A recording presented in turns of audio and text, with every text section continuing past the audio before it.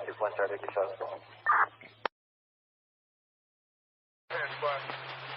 Officer still stands for talk? No. Offender in custody?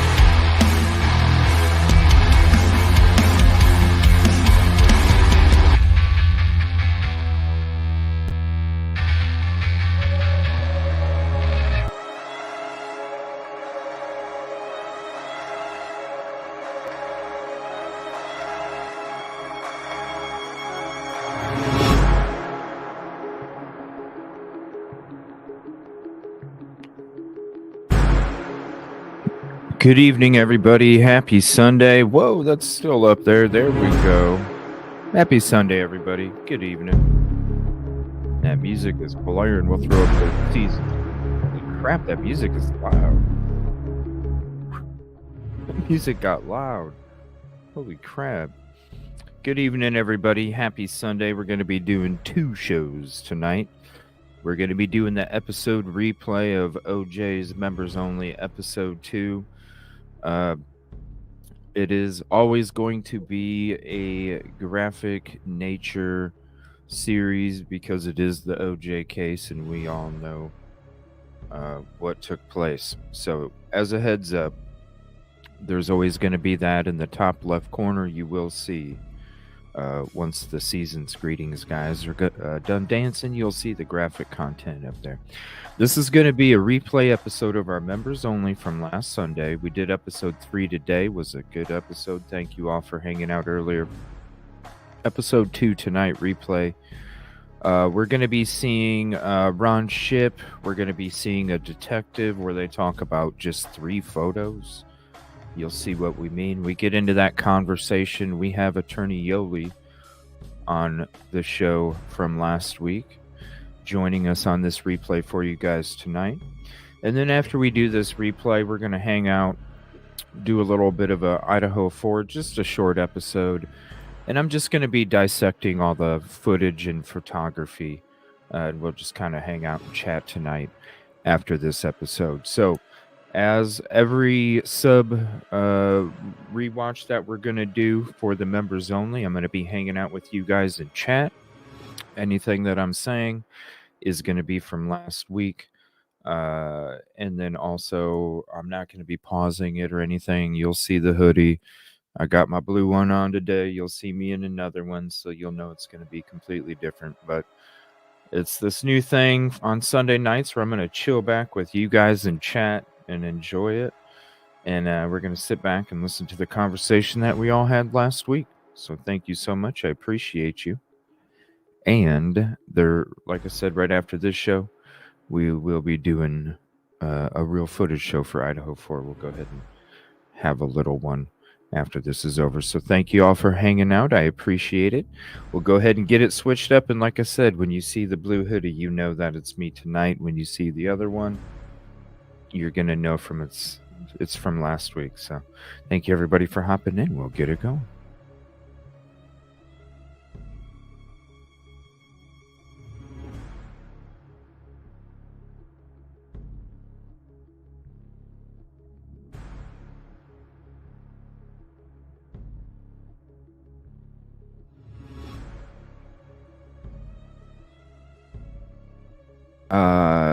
This is, remember we had Kato Kalin in the last episode.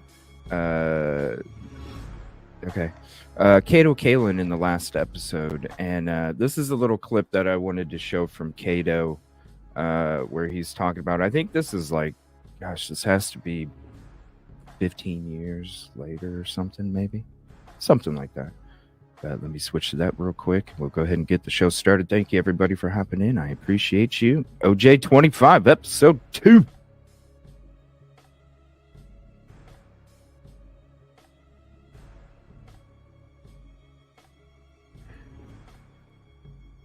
What's up, Deborah?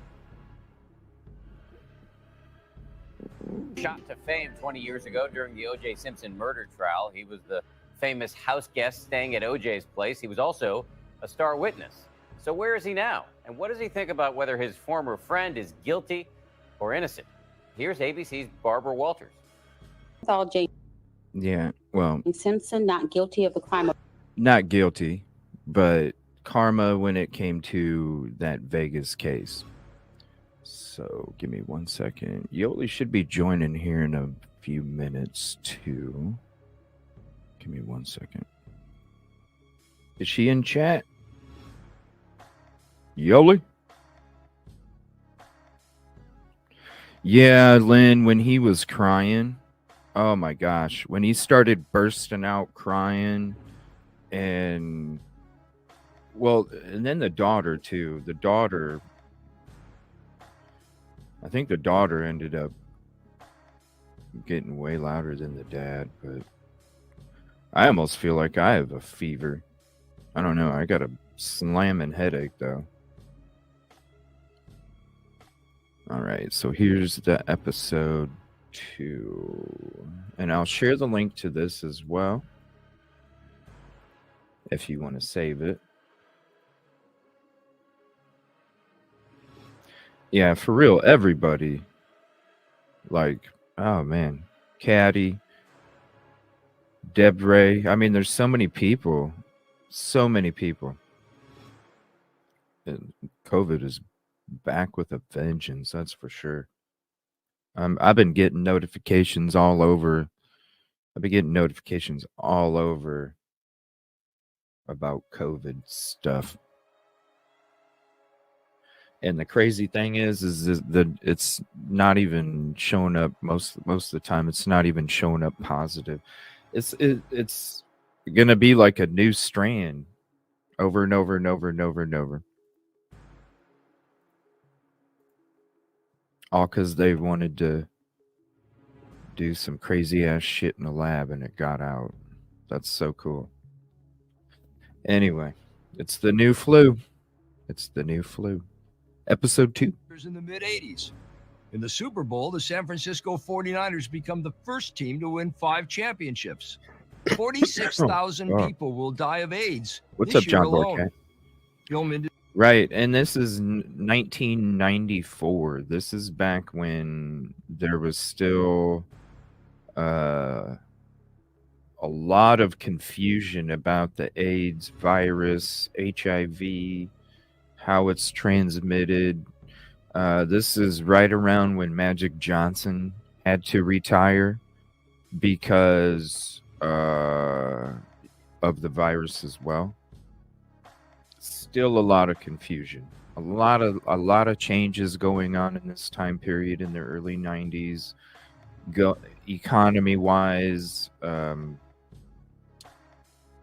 social wise. There was so many changes going on in this early part of the 90s 90 to 95, there was just so many different things that were changing, moving fast, updating quick. I mean, computers were really starting to come out. Just so many different things. Technology just was shooting ahead. Crazy time. Industry executives read that Legends of the Fall is #1 at the box office.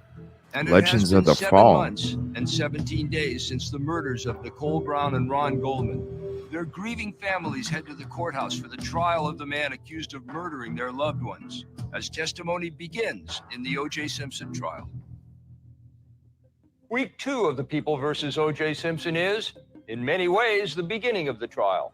The story the prosecution is telling jurors: Simpson was a wife beater, and Nicole's murder was the conclusion of years of terrible physical abuse. Ron Goldman was simply an innocent bystander, in the wrong place, at the wrong time. I'm Roger Cossack, and this is OJ25.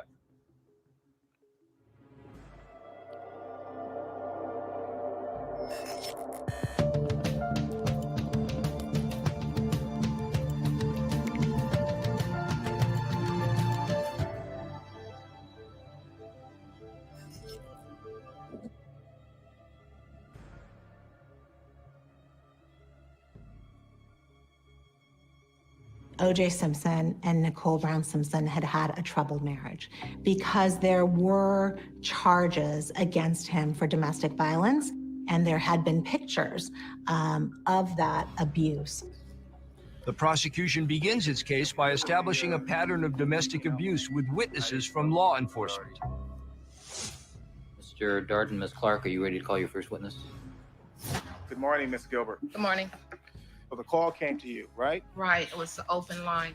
Okay. Could you hear anything over the open line? No, at the beginning, no. Did the line remain open? Yes, it did. And while the line was open, at any point in time, could you hear anything? Yes, I did. What did you hear? At first, I heard a female screaming. And did you hear anything else? Yes, I did. What? Hold on.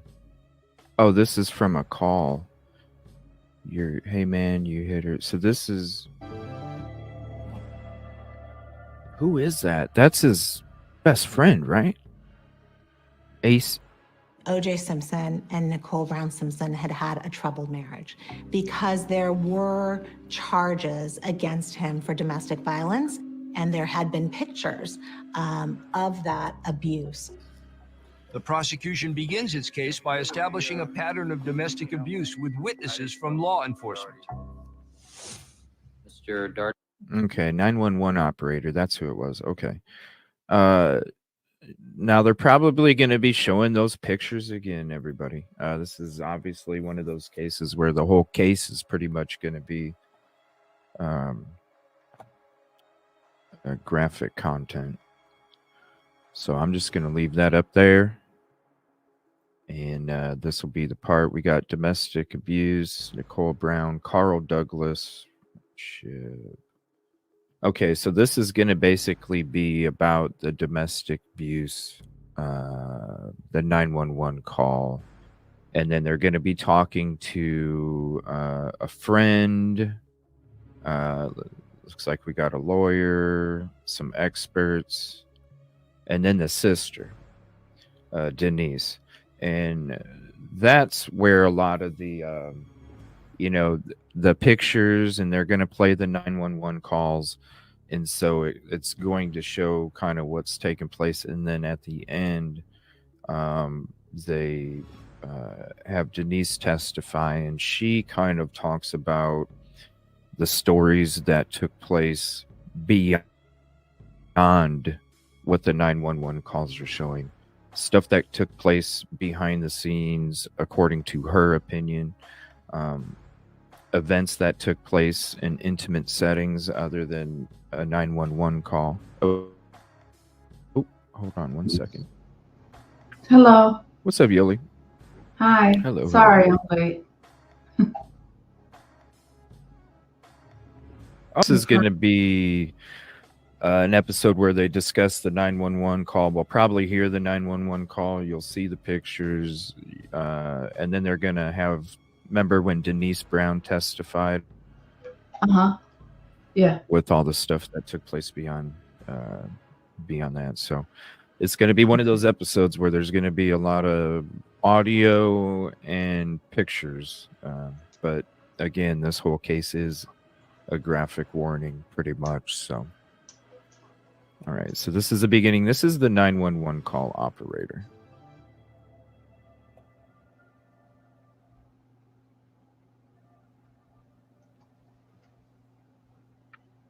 OJ Simpson and Nicole Brown Simpson had a troubled marriage because there were charges against him for domestic violence, and there had been pictures of that abuse. The prosecution begins its case by establishing a pattern of domestic abuse with witnesses from law enforcement. Mr. Darden, Ms. Clark, are you ready to call your first witness? Good morning, Ms. Gilbert. Good morning. The call came to you, right? Right, it was the open line. Okay. Could you hear anything over the open line? No, at the beginning, no. Did the line remain open? Yes, it did. And while the line was open, at any point in time, could you hear anything? Yes, I did. What did you hear? At first, I heard a female screaming. And did you hear anything else? Yes, I did. What did you hear? I heard someone being hit. You heard a noise that you associated with someone being hit? Yes. Hello?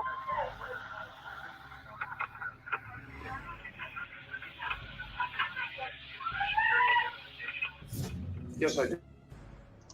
Please be seated. Please state your first and last name for the record. A woman came running out of the bushes to my left, crossed the driveway. She was a female Caucasian, blonde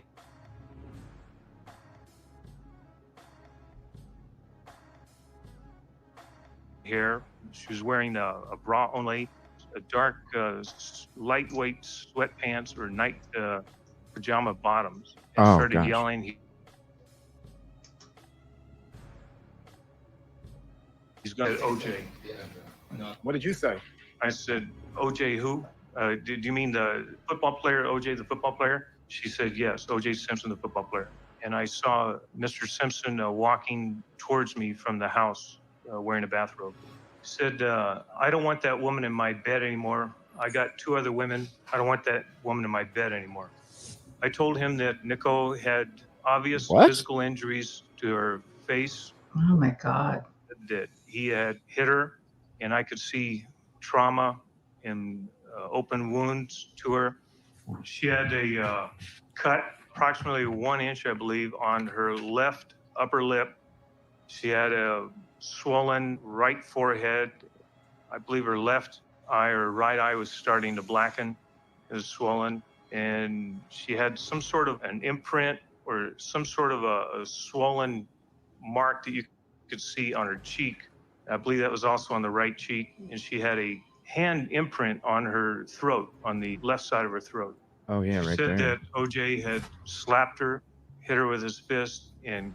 Look at that fucking grin, yo. He has this smug look on his face. That's like a... You can tell he's trying to play it off like he's not grinning, but look at his cheeks and how they're raised. No, that means you're fucking grinning.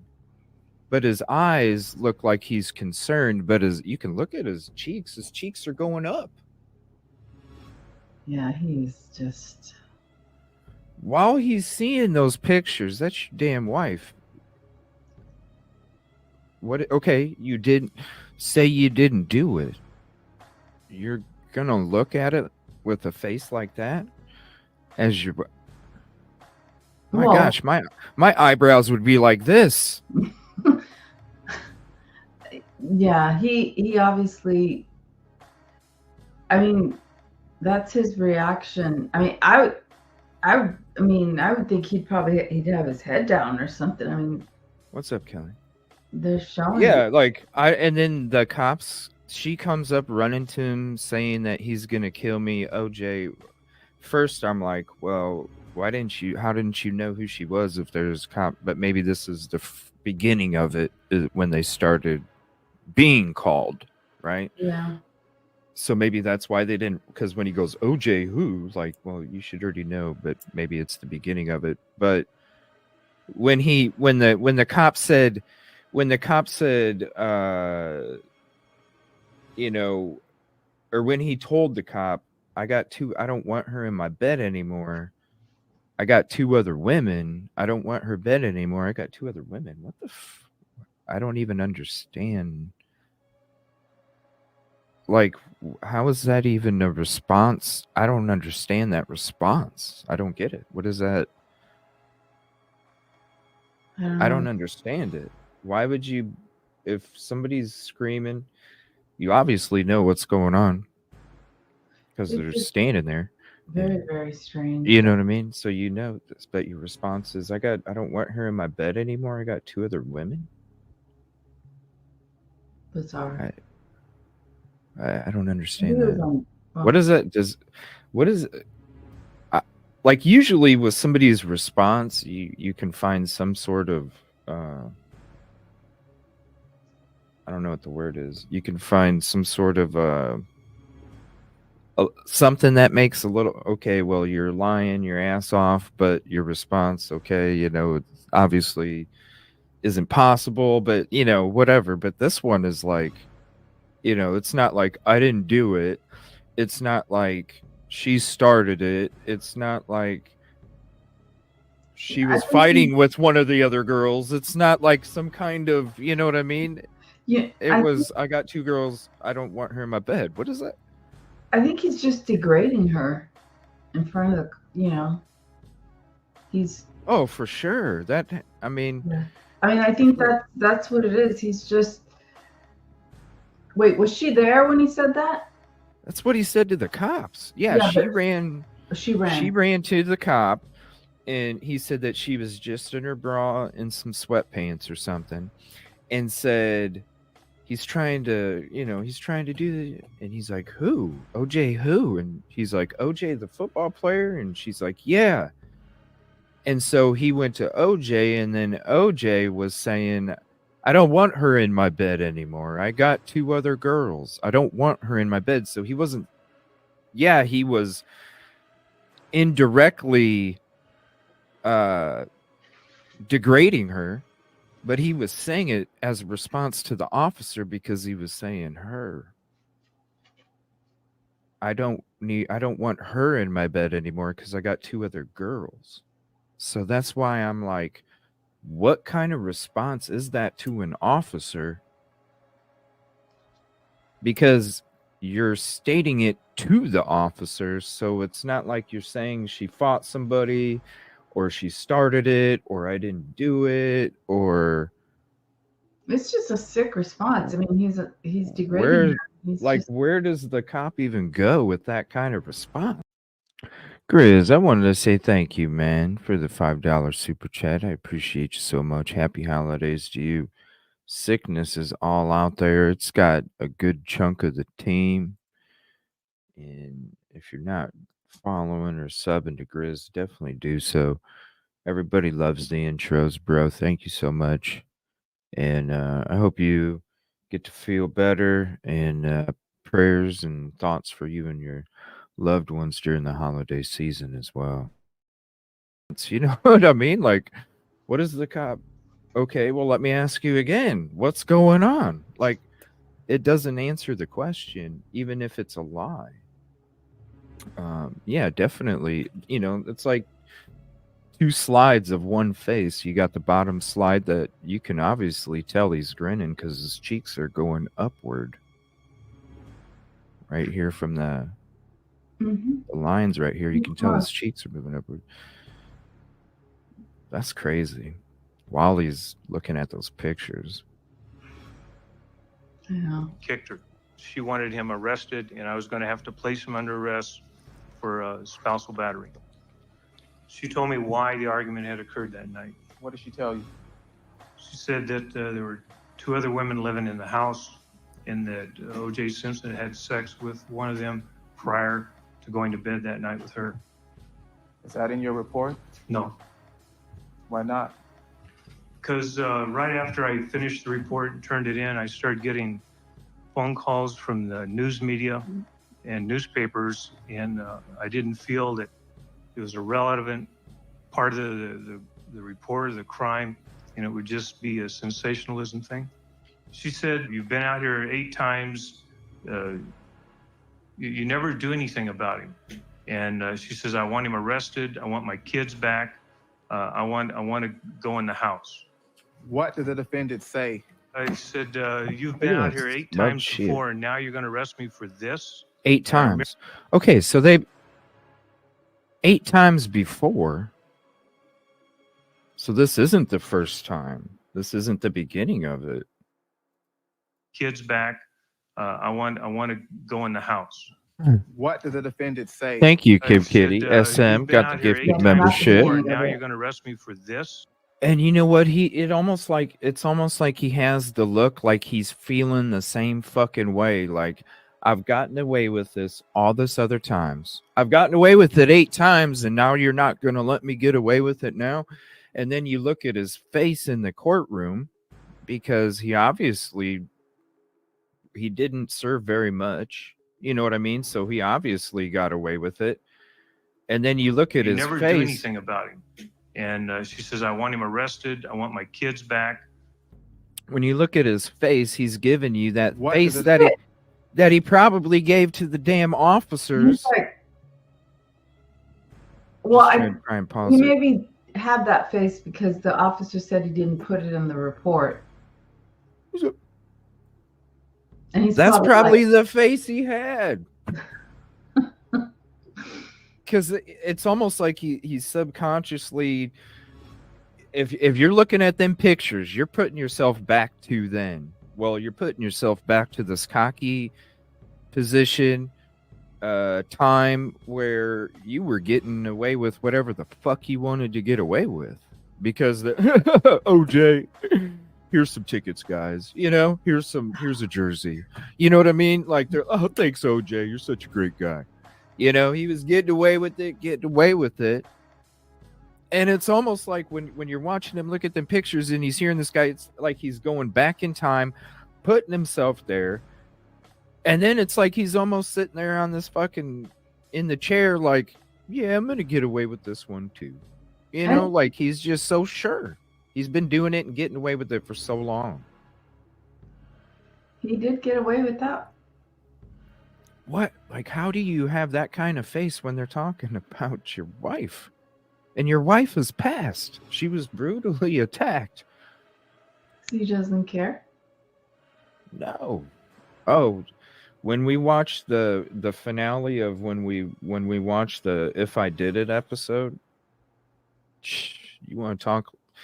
He really looks like he don't care. He's laughing and everything. Out here 8 times before, and now you're going to arrest me for this? And I remember he emphasized this. I knew that if I took O.J. Simpson, a person with that stature, to the station in his underwear, that there would be repercussions because the media would show up and it would get blown out of proportion. OJ denies that he beat Nicole. He says that he just pushed her out of bed. They tell him, "Listen, we have to arrest you. There's probable cause here, but we're going to let you go back in the house," because he's in his underwear and his bathrobe. "We'll let you go in and change clothes." Well, OJ goes in the house. Next thing you know, the police hear his Bentley taking off on the other side of Rockingham. There's another driveway. He's gone. What? That's Sergeant is Detective. Detective Edwards? All right, I want to call you by the wrong name. Detective, are these the pictures at West Los Angeles Station, right? Oh my gosh, look at her How many pictures did you take sweatpants. altogether? 3. And you have the ability, if the pictures didn't show something you wanted to show, you could take another picture, could you not? No, You couldn't take any more pictures? it was out of film. Out of film? Tell us that the Los Angeles Police Department only had 3 shots. of a What? Polaroid roll on January 1st, 1989 at the West Los Angeles Station. It was out of film in that camera. Did you get How in the hell do you have a camera that runs out of film after 3 pictures? What do you have? One of those fucking Kodak disposables? No, they did, didn't they? Is they could. Do you think they used those back then? The This Kodak in disposables? 1989? No, is it 1989 when that took place? That's what he said. He goes, now back in 1989. Oh my gosh. What? Let's see. Hold on a minute. I need to look that up. Were Kodak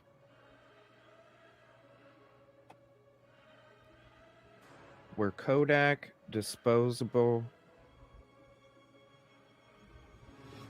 cameras used in investigations in the 1980s?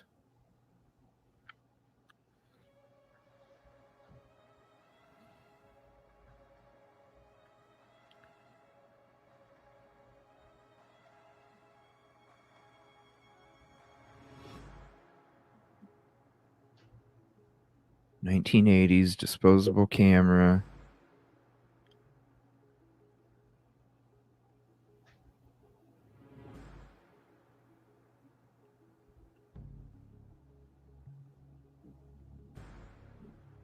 It's not telling me anything. Well, it said 10 cool, go up.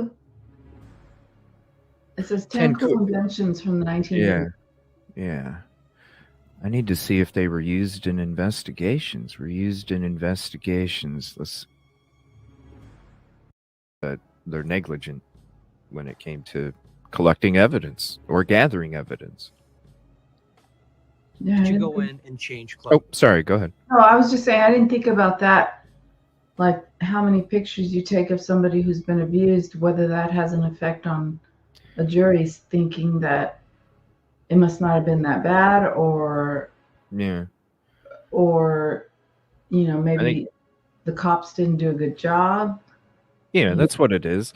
Because, I mean, when I heard it, I was like, what? I instantly thought, how in the fuck does a cop not have more than 3 photos to be able to take, automatic negligence of PD, for sure. And I think that's what it's all about in this case, really, is the negligence of the PD collecting evidence, just like Idaho 4.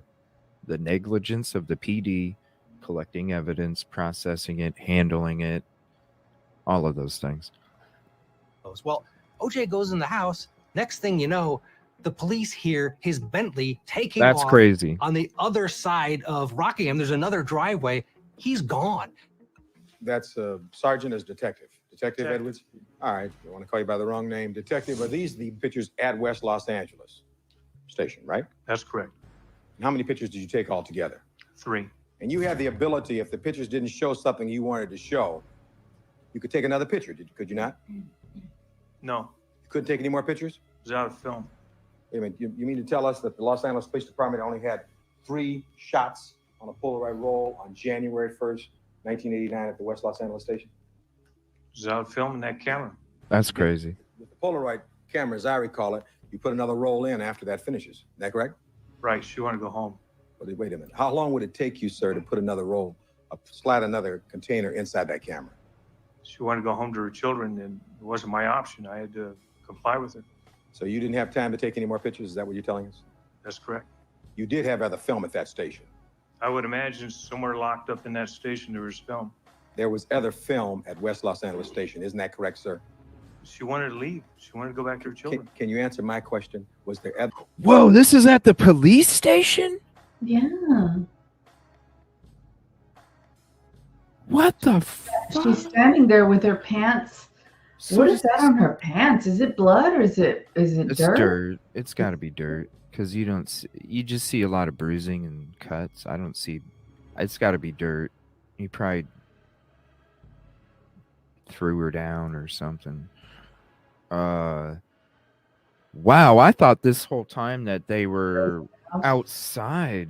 No. She was at the freaking office and he didn't take more than 3 pictures. Because he didn't have film, and then because But you're at the office. Which is You're it? at the office. You're at the office. Yeah. You know what I mean? You're at the office. What the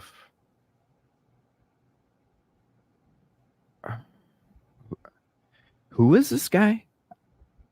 He's a detective. Yeah, do you know I remember. the name though?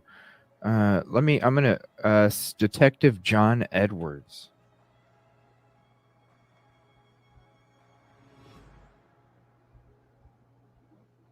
What the fuck, man? That is crazy. Sir, to put another roll, slide another container inside that camera. She wanted to go home to her children, and it wasn't my What? option. I had to comply with her. So you didn't have time to take any more pictures? Is that what you're telling us? That's correct. You did have other film at that station. I would imagine somewhere locked up in that station there was film. There was other film at West Los Angeles Station. Isn't that correct, sir? She wanted to leave. She wanted to go back to her children. Can you answer my question? Was there other film at West Los Angeles Station? Somewhere in that station, I'm sure there was other film. And you could have gotten that film. Isn't that correct? I could have eventually gotten the film. And you yes. could have put that film inside that Polaroid camera. Isn't that correct? Yes, You could have taken that camera back to Rockingham, right? I could have. And you could have taken the pictures that you claim you now want. Isn't that correct? If I would have ignored her request, I could have done all those things. It's true. You did not do that, did you? No, I complied with her request to go to her children. But you were a police officer out there, and the reason you take pictures is so you can preserve how the person looked for years later. Isn't that correct, sir? Exactly. Now pleading before this court to be the truth, the whole truth, and nothing but the truth. So help you God. I so swear. Did he deny causing those injuries? No, he did not. Did he admit causing those injuries? Yes, he did. He told me that he was sorry for what he did to Nicole and that he didn't mean to harm her in any way and that he would seek counseling with her. Simpson is charged with spousal abuse. He pleads no contest. He's sentenced to 2 years probation, 120 hours of community service, mandatory counseling, a $200 fine, and is ordered to make a $500 donation to a women's shelter. $500 donation, $200 fine, mandatory counseling, 120 hours of community service, 2 years probation. Where's the fleeing? Even though you were technically not in cuffs, the officer said you're under arrest and we're allowing you to change from your robe to clothes so we can bring you in. Like you were verbally under arrest and you took off in your freaking Bentley. Where's the charges for that? Like you're fleeing a crime scene. I can imagine there'd be like what, Yolie? I would think like 4 charges just for that. I mean, yeah. You know what? I don't know. I guess, famous people, they have money to hire the best lawyers. And, I don't know what it is, but yeah, he did take off. What the hell? And $500 donation to a women's shelter? I'm sorry, he's a millionaire. That's like saying, $5 to a women's shelter. Right. Sad. It is very sad. Can you get someone over here now to 325 Gretna Green? He's back. Please.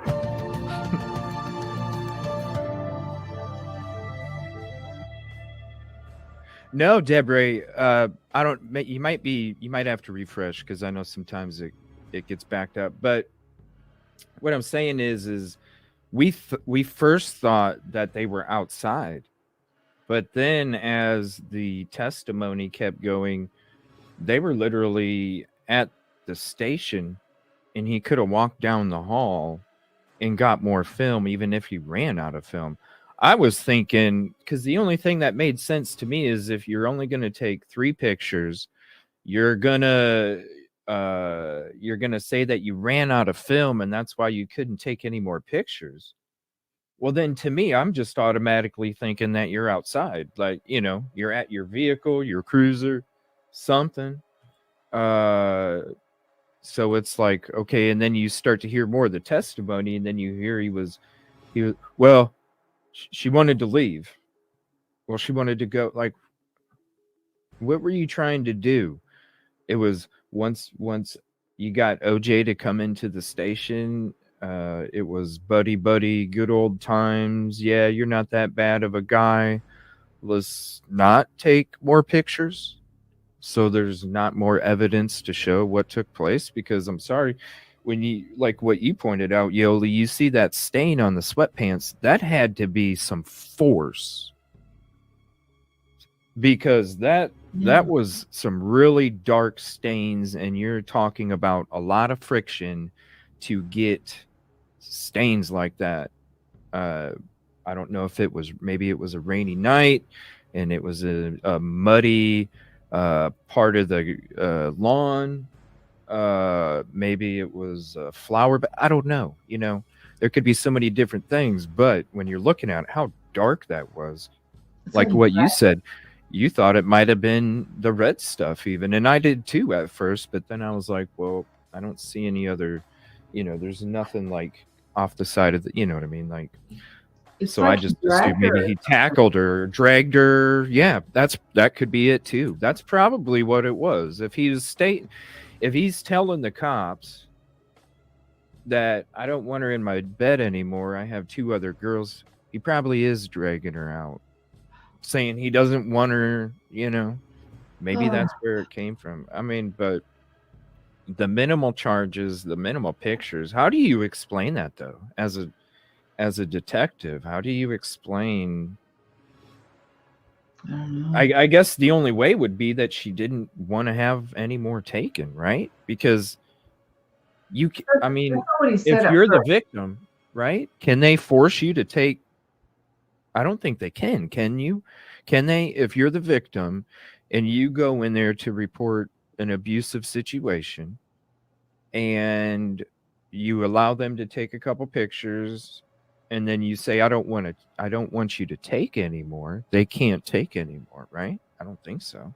No, I don't think that they can force you, but that's not what he said initially. Initially, he said, I didn't have any other film. I ran out of film. I know. I'm talking about the part where he said that she wanted to go. Yeah. I don't think that. So that's why I'm thinking that, well, that was one of his reasons in the testimony, was that because Johnny Cochran kept asking him, like, but you had film. And that's when he was like, yeah, but she wanted to go.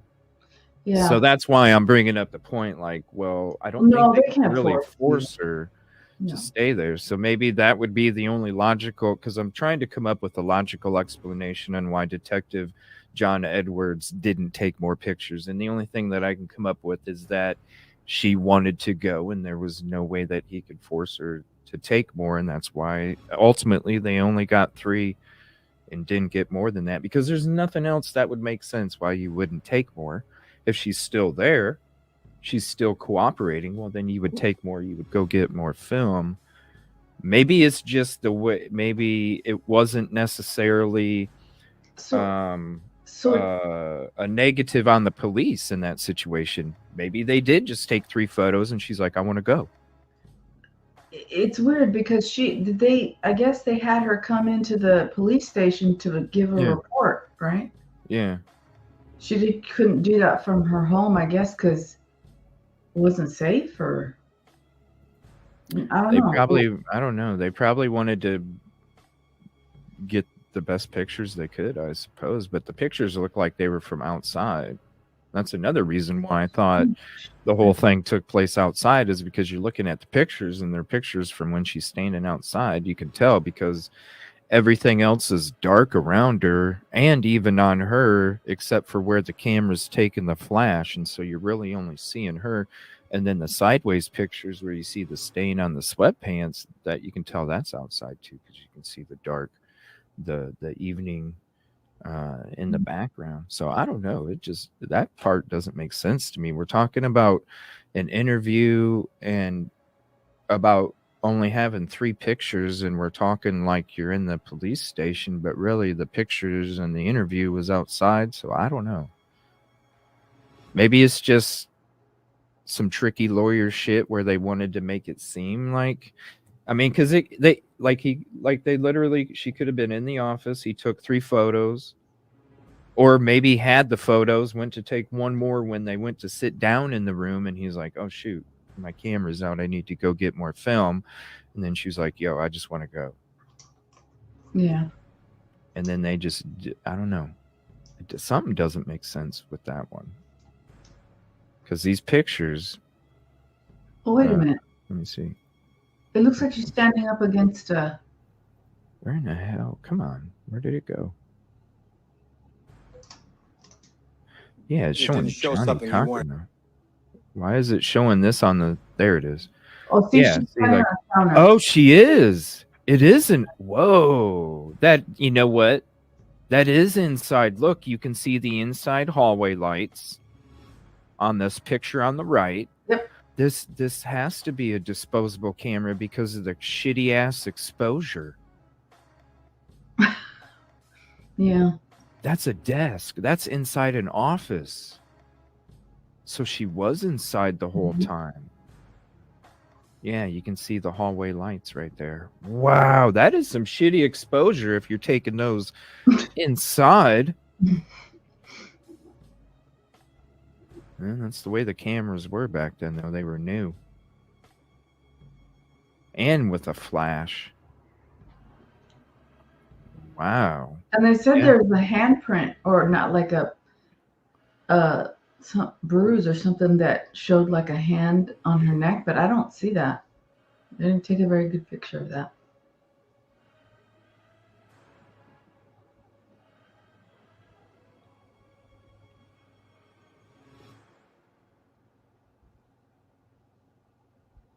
Hmm.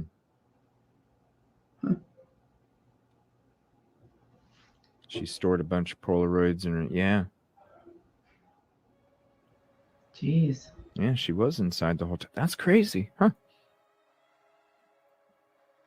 Oh, no, it's on mute. Hold on. Ron Shipp. So this is another officer.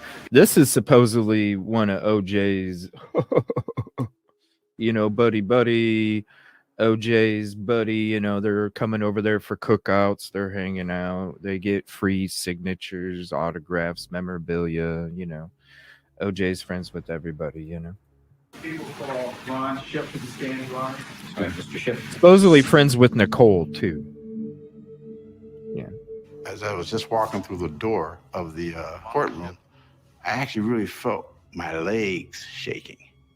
And I literally actually felt like I was going to the gas chamber. It was really weird. Did you consider Nicole Brown a friend, Yes, I did.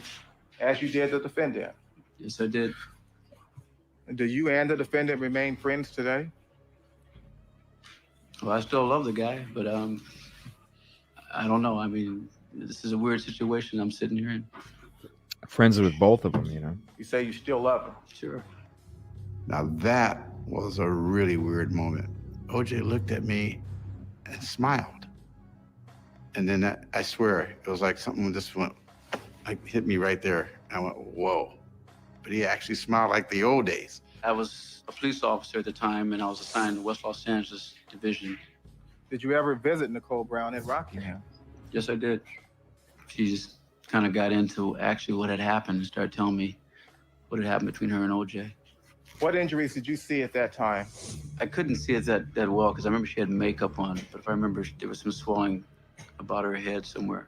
I remember it was covered up pretty good. There was an argument over some gift that supposedly OJ had given somebody else, and she was upset about it. OJ, had slapped her and chased her around, and she, ended up outside with it only with her bra on.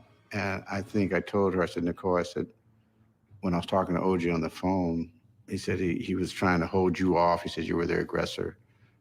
And it was an isolated incident. And that's when she looked at me and she said, he said, isolated? And she had all these pictures. And she goes, well, this is what's happened to me in the past. And I looked at those pictures and I went, whoa, And the first thing, of course, was going through my mind that, I'm like, man, OJ's a batterer. I'm like, at that point when I saw those photos, this can't be the guy that I admire, the guy that never seen mad. I felt so bad. And as we were talking, she started crying. You know, I've never seen Nicole cry. Were you ever assigned to teach any particular subject at the police academy? Yes, I was. And what was that subject? Domestic violence. What? Did you show her the profile of the battered woman? Yes, I did. The victim's profile? Yes, I did. Did you discuss it with her? Yes, I did. And I went over all the profiles and, you know, of the victim, the batterer. And she looked at the what I was showing her. She goes, that's him, that's him, that's him, that's him.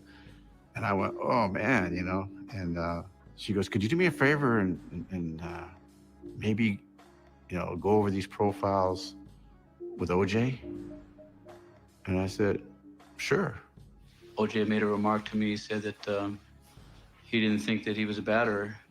And I explained to him, I said, hey, man, you hit her. She's got marks. You, Susan. You're a batterer. Prosecutors want the jury to hear about a conversation Shipp has with OJ the night after the murders. Did you notice anything unusual about the defendant's hand that time?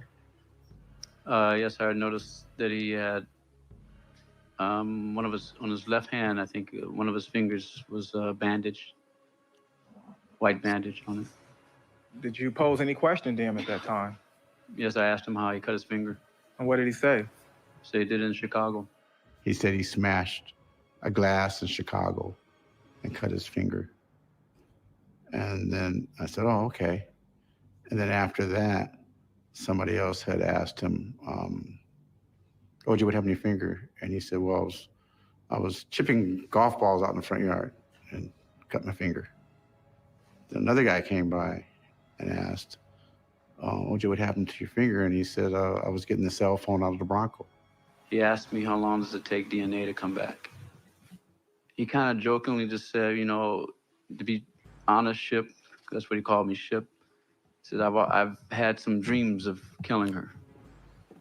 Did he say how many Said dreams that? he'd had of killing her? No, he did not. Did he say it was more than one?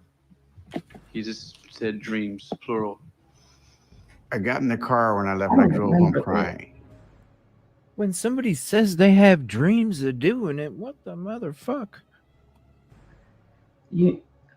And then he's telling people different, like this is a cop. Like, Well, I don't remember this. Oh my God. I don't either. I just remember him cutting his finger with the glass in Chicago, and that's the only thing I ever heard. I didn't remember this either. Stories? He's telling different stories about how he cut Because his finger. I think I think he's learning as it goes on. Oh shit, they found blood in the Bronco. Now I need to change it to I was getting, you know what I mean? You're changing your story to update the information that's been discovered or that you've discovered that's been discovered.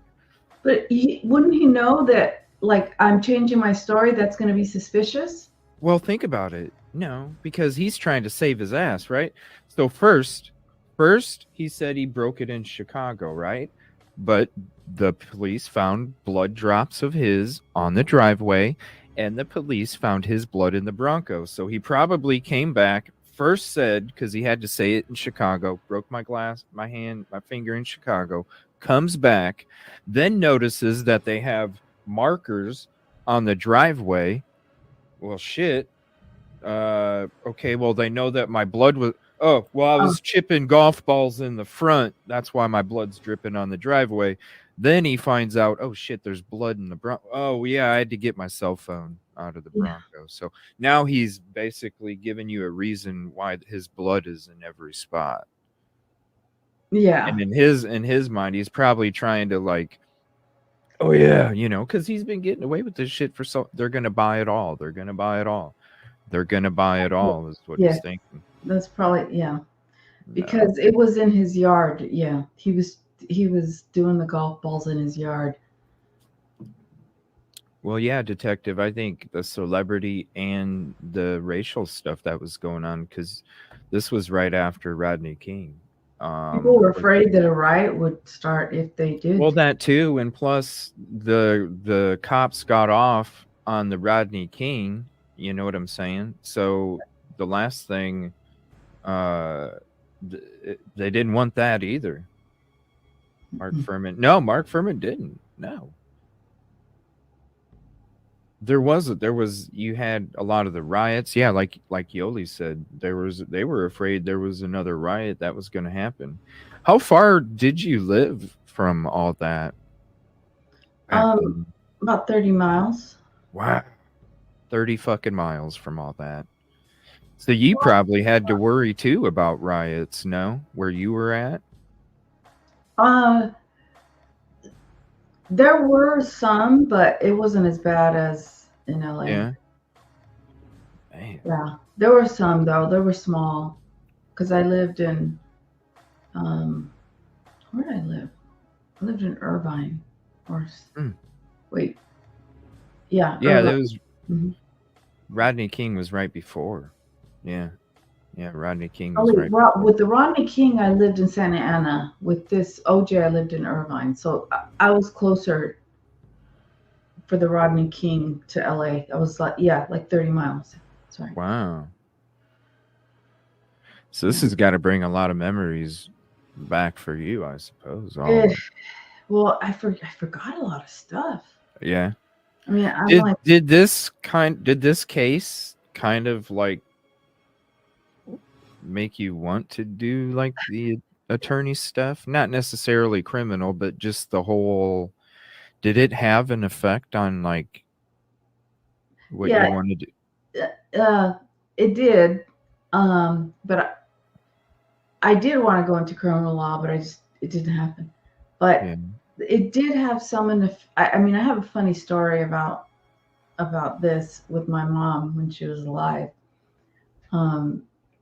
You know, I told you I never knew who my father was, and I told you my mom was not well, like in mental. You know, she had some mental issues, and she had told me when Judge Ito was on the stand, she said, "You know, Yolie, Judge Ito is your father." Oh, really? No. I'm like, Mom, no, he's not. And I would try to reason with her, but she kept saying, "No, he's your father."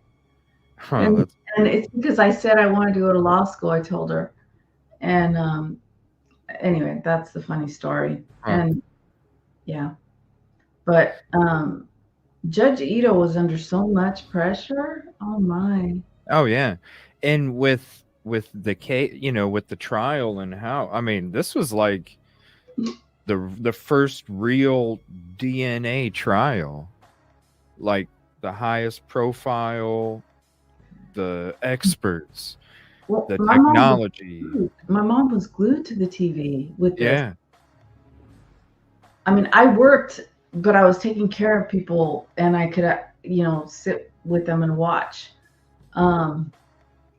But when I was at I had two jobs, but when I was at the hospital, I couldn't watch. They had it on the TV, in the TV room, so I could go in there and see it every now and then at the hospital. But when I worked at the assisted living for Alzheimer's, you know, I could literally, they had their own apartment, so I could literally sit there and watch, you know, and I watched a lot of it.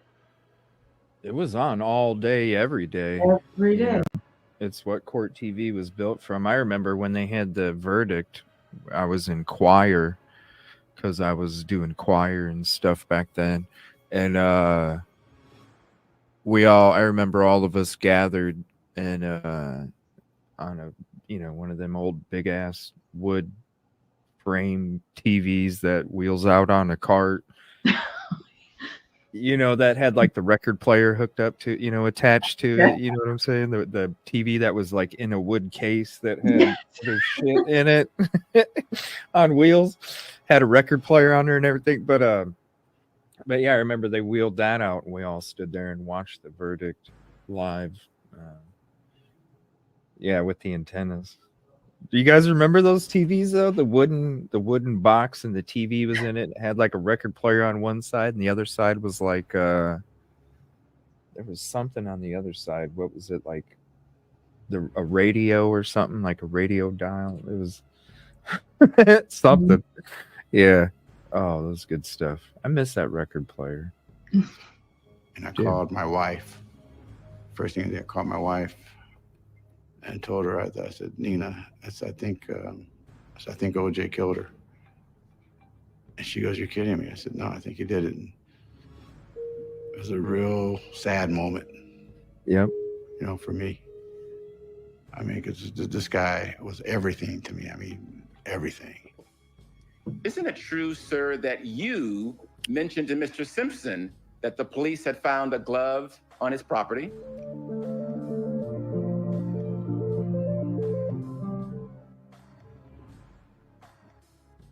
The following program contains graphic images. Viewer discretion is advised.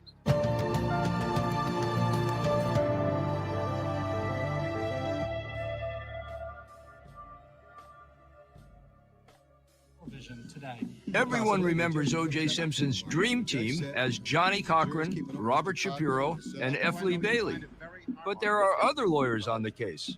Carl Douglas cross-examines Ron Shipp and tries to make him look like a liar and an alcoholic. You're not, so don't worry about that. Carl had a lot of important jobs. Johnny had originally given Carl and I both a number of witnesses to examine at the trial. And one of Carl's witnesses came first, which was Ron Shipp. And that was a particularly awful day for the defense. And wouldn't you agree that this statement about this supposed dream is a pretty bad thing about Mr. Simpson? Yes, it is. So did you lie when you didn't tell me about that dream? I sure did. You did.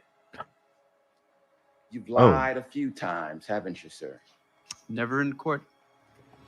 Isn't it true, sir, Damn. that you were hopeful that you would be able to garner some publicity by making up false allegations about Mr. Simpson? No, it's not true at all. Didn't you think, sir, that by concocting this story about Mr. Simpson, it might enhance your own personal profile? Mr. Douglas, I put all my faith in God and my conscience. Since Nicole's been dead, I've felt nothing but guilt, my own personal guilt, that I didn't do as much as I probably should have. But let me ask you this. Wow. Didn't you think that by being a witness in this case, it would enhance your own personal profile? No, sir. Aren't you an actor? Sir, I have done some acting. Yes, I have. Let's talk about that. Isn't it true, sir, that by being the witness who has a conversation with Mr. Simpson, that it is going to possibly enhance your profile around the world? Oh, well, you may answer the question. Mr. Douglas, He's already answered it. there's no way, shape, or form that I would sit here and go through all this, put my family through this for an acting career. I could care less if I Not do the any question. acting. You do realize, Mr. Shipp, that by testifying as you have, you are going to enhance the name of Ron Shipp around the world. Just like you're enhancing Carl Douglas by being Mr. Attorney True. here. You realize that too, right? Yes, I do. So now you're a star as well. Well, I mean, that's what everybody's, that's what they say. People are going to see you. That's not why I'm doing this, Mr. Douglas. I'm doing this for my conscience and my peace of mind. What? I would not have. Right. Like, what is... I don't understand where Carl Douglas is trying to go. He's already answered, like, no, I'm not... He done told his wife he thought OJ did it. He said that he heard him make different statements. He already said that he felt like he didn't do enough as a friend or an officer to do more. And he felt a tremendous amount of guilt because of it. Who in the fuck is going to be like, yeah, I know who, Kato Kalin. That's who's going to think he's going to be a fucking movie, because he was a movie star after this trial. Yeah. You know? I'm watching what this. is he doing? I haven't watched this since I became an attorney. And it's so weird because I'm seeing things like what they're trying to do or what And I do kind of remember Carl Douglas cross-examining this Mr. Shipp, but I didn't realize what he was trying to do. And he's just trying to make him look like this guy wanted to be in the spotlight, and it's Like not he's what- making up the story. Like, I think this is maybe like he's trying to paint it like the dude made up. You didn't tell me in the first interview. You're telling me that you lied that because you didn't mention the, I have dreams about it. But that doesn't, the dreams, that would Well, never be something that No, you I think would- what he's saying is you made up the dream story so you could be the most damning witness on the stand to then raise your profile in the social world. You didn't tell me that you knew this dream that he told you before, but now all of a sudden you know this dream when you're on the stand. I think that's why he's trying to paint it out like he made it up so that way he could become the star witness instead of Kato Kalin or somebody else to raise his own profile. But I mean, you can tell when he's looking like on the stand. I'm sitting there watching him and he looks genuine, like, no, I wasn't doing it for that. He looks and in terms of the dream, I mean, that would be something that would even be, I'm surprised they're even talking about that dream. I'm surprised they didn't object to it as prejudicial, more prejudicial than probative, because it's a dream. We don't even know, like, it's not evidence of anything. No, but it is a statement from OJ himself to him about the person that was victimized. Maybe a admission against interest, but it's still a dream. I mean, yeah, but it's a statement from the person that is charged for the crime. It's a statement that matches the crime that was committed. And it's not like it's hearsay. It's not like, hey, Bobby told me that OJ said this. This was straight up OJ telling you he had these dreams. So Boy, if I was whether the defense- dream is real or not, I think him saying it is real, No, the fact that he made the statement was like, yo, who cares if it's real? But he's now bringing up this statement, and so Carl Douglas is trying to say you're making this up. And if I were the defense, I think I would object vehemently to that. I don't think that I would let that come in. I would do my best to keep that dream and what he said out because it's too prejudicial. We already have. That's what yeah. But I don't know. They weren't allowed. I guess they weren't allowed to keep it out, and so in turn, he had to minimize it on the testimony here, which is what he's doing. I did hear Garden making object it up. or something, but I did hear him object, and it was overruled. But anyway. Yeah, about answering the question about lying, about him lying to him previously, because he's like, "Did you lie to me when you didn't tell me this dream?" And he said, and then that's when it was overruled. He did He's object, like, yes, yeah. I did lie to you. And then he's like, okay, but not on the stand, not in court, is what he said. And He Chris didn't lie in Darden court. objected somewhere in there. Huh? Chris Darden objected somewhere in there. Yeah, about him having to answer if he lied. And then he had to answer, and then he admitted, yeah. Because, I mean, he probably knew the answer. He was going to say, yeah, you lied. So he threw an objection, so hoping that it would get objected, and then he wouldn't have to answer it. But then he ultimately had to anyway. This is crazy. Have the blood of Nicole on Ron Shipp. Mm. They say people are going to He see does you. look genuine. Huh? He does look Yeah. genuine. Yeah. Your He attorney does. here. You realize that too, right? Yes, I do. So now you're a star as well. Well, I mean, that's what everybody's, that's what they say. People are going to see you. That's not why I'm doing this, Mr. Douglas. I'm doing this for my conscience and my peace of mind. I will not have the blood of Nicole on Ron Shipp. I can sleep at night, unlike a lot of others. Chris Darden had been recruiting me pretty much and saying, hey, you need to help us out. You need to testify with the stuff that you know. And I told him I didn't want anything to do with it. And Chris Darden did something that I thought was genius on his part, because he called me down to the district attorney's office. So I sat down and someone said, hey, Chris, you got a phone call. And he's went, oh, okay. And he gets up and he walks away.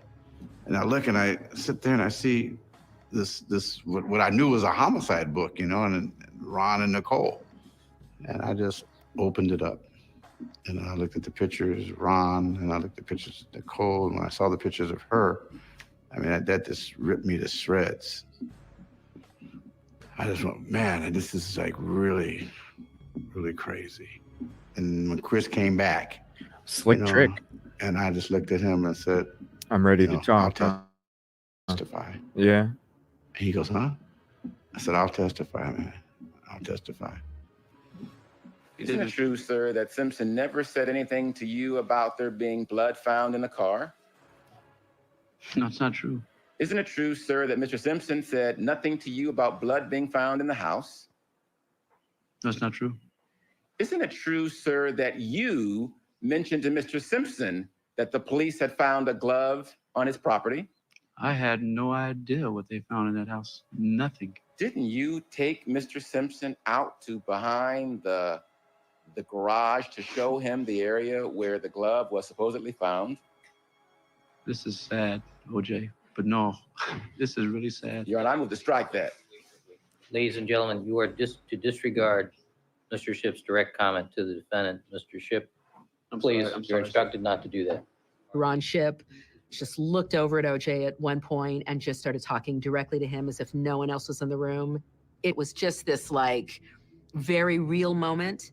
And that was on Carl's watch. And it wasn't Carl's fault, but it caused OJ to insist that the second-tier lawyers not get to examine any other witnesses. Wow. That's why he never was in the case anymore. You've had a drinking problem, haven't you? Yeah, in the past, I have. Your alcohol problem started when? When I was a police officer. About what year did the problem start? I'd say it probably kind of got out of hand, I think, around maybe 83. And you believe that your alcohol problem ended when? Probably when I left the police department. Which would have been 89. 89. You were suspended for 30 days while you worked at the academy, were you not? No, I was not. Wasn't there occasion, sir, when you came to the academy with alcohol on your breath? Yes, there was. Didn't you receive a discipline as a result of that conduct? Yes, I did. What was that discipline? I received 15-day suspension. When you say, Mr. Shipp, that you didn't have a drug problem, an alcohol problem after 1989, are you saying by that you have not been drunk since 1989? No, I'm saying, to me, a drinking problem, and let me explain this. When I did have a drinking problem, I was the one that told myself, according to all my friends and family, everybody was shocked. It was me, it was my standards. I respect that, but my question is, you still have gotten drunk since 89, haven't you? I'd say yes. Were you and he close friends? I'd say we're pretty good friends. We never went out to dinner like on a regular basis and stuff like that. Did you ever go out to dinner with him and you ever? Well, when he was trying to have me help him get back with Nicole, yeah, he was real. You and he went out to dinner? He took me out a couple of times.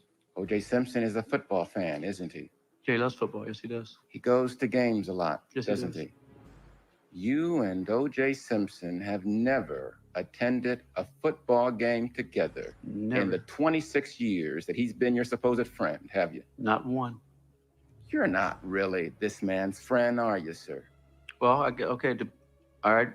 If you want me to really explain it, I guess you can say I was like everybody else, one of his servants. I did police stuff for him all the time. I ran license plates. That's what I was. Okay, I mean, like I said, I love the guy.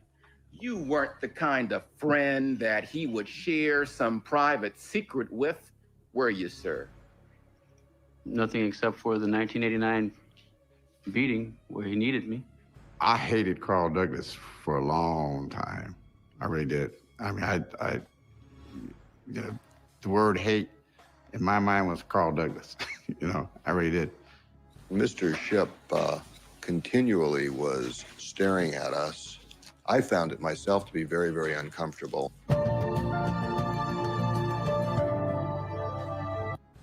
Wow. That was an obvious trick from Darden. Yeah, he wasn't, but Oh, I got a phone call. you have his defense bringing up stuff about the dream and all this shit. That's not very good. I mean, I don't know. Looking at it from an attorney, I feel like Carl Douglas wasn't bringing up things that were very effective with the witness because he seemed very credible. Yeah, and it makes sense why you didn't see him. What's up, Danny? It makes sense why you didn't see too many of his appearances anymore. What's up, Silky? Didn't see too many appearances anymore from him. It did look. It was. I don't know. I wasn't too impressed with it. One thing that shocked me was how.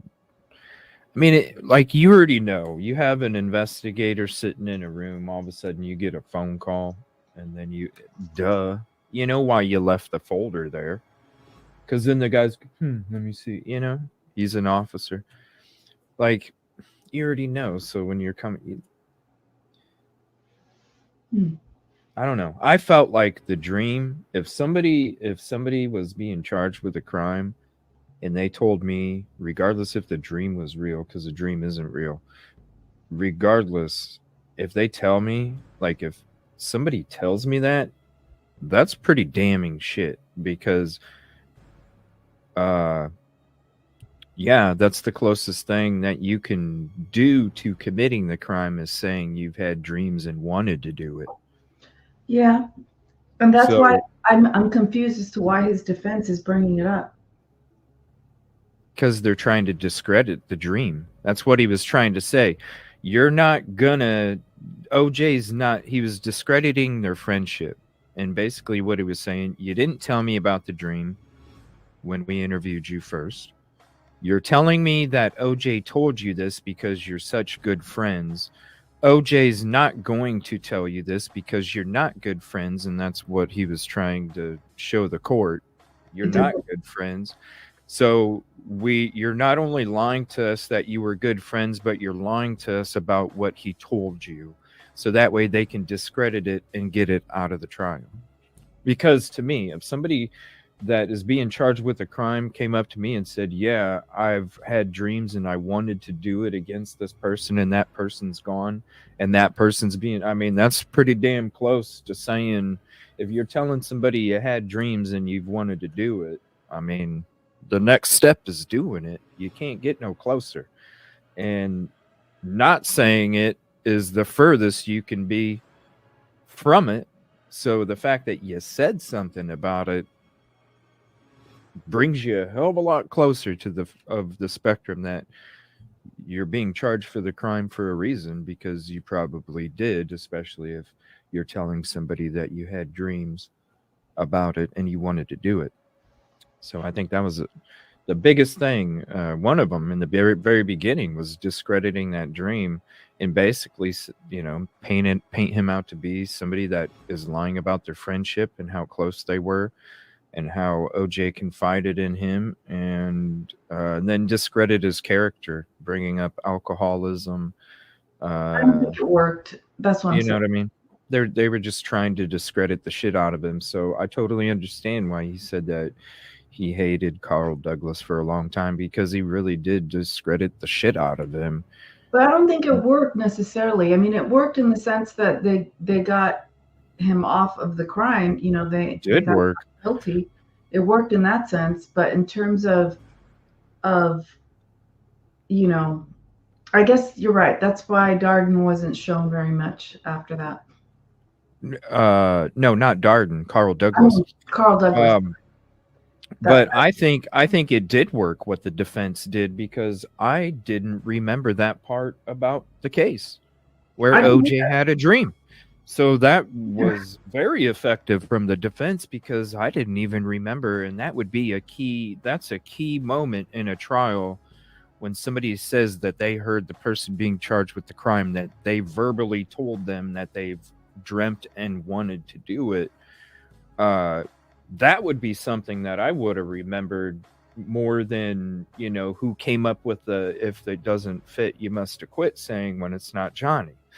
Like, that would have stood out more to me. So it was very effective from the defense, because honestly, that was the first time that I had ever heard that in this case, honestly, was because I was in school at the time, but so I didn't watch the whole thing, but not remembering anything about that dream or Ron Shipp being the person that was told about that dream. They did what they were supposed to do. It didn't become that much of an impact in the trial, which really, it's almost a slight confession in a way. I will Yeah, say I had it's dreams risky. and I wanted to. It's almost like a slight confession. It's risky to bring that up. It almost feels to me like it's luck because it's risky to bring up something like that might go south. But I guess, it did work in the overall scheme of things, or it didn't have an effect. It worked. Yeah, it did. Either it helped or it just didn't have an effect. I couldn't believe I never remembered it. I was like, what? I just was shocked. And then the fact that not only he had dreams, but he told Ron Shipp that, I was just like, whoa, how did I miss this? How did I miss this? But it's effective counsel is what it is, because like years down the road, something that should have stuck out. No, it was effective counsel. And then Ron Shipp, he's already saying in the beginning, I have guilt because I felt like I didn't do enough. And then he was totally torn to shreds, just to get rid of the dream conversation, really is what it was, which it's effective counsel. It is, but at the same time, there's real lives too. So this will be interesting. All right. This is a little bit, what's next here? We got more Ron Shipp stuff coming up.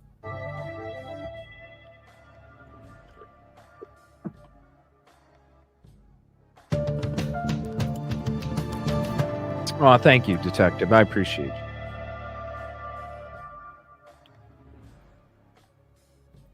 I think that's what I was saying. I was like, yeah, we have great conversations and debates. I love it. Like somebody was like on Twitter,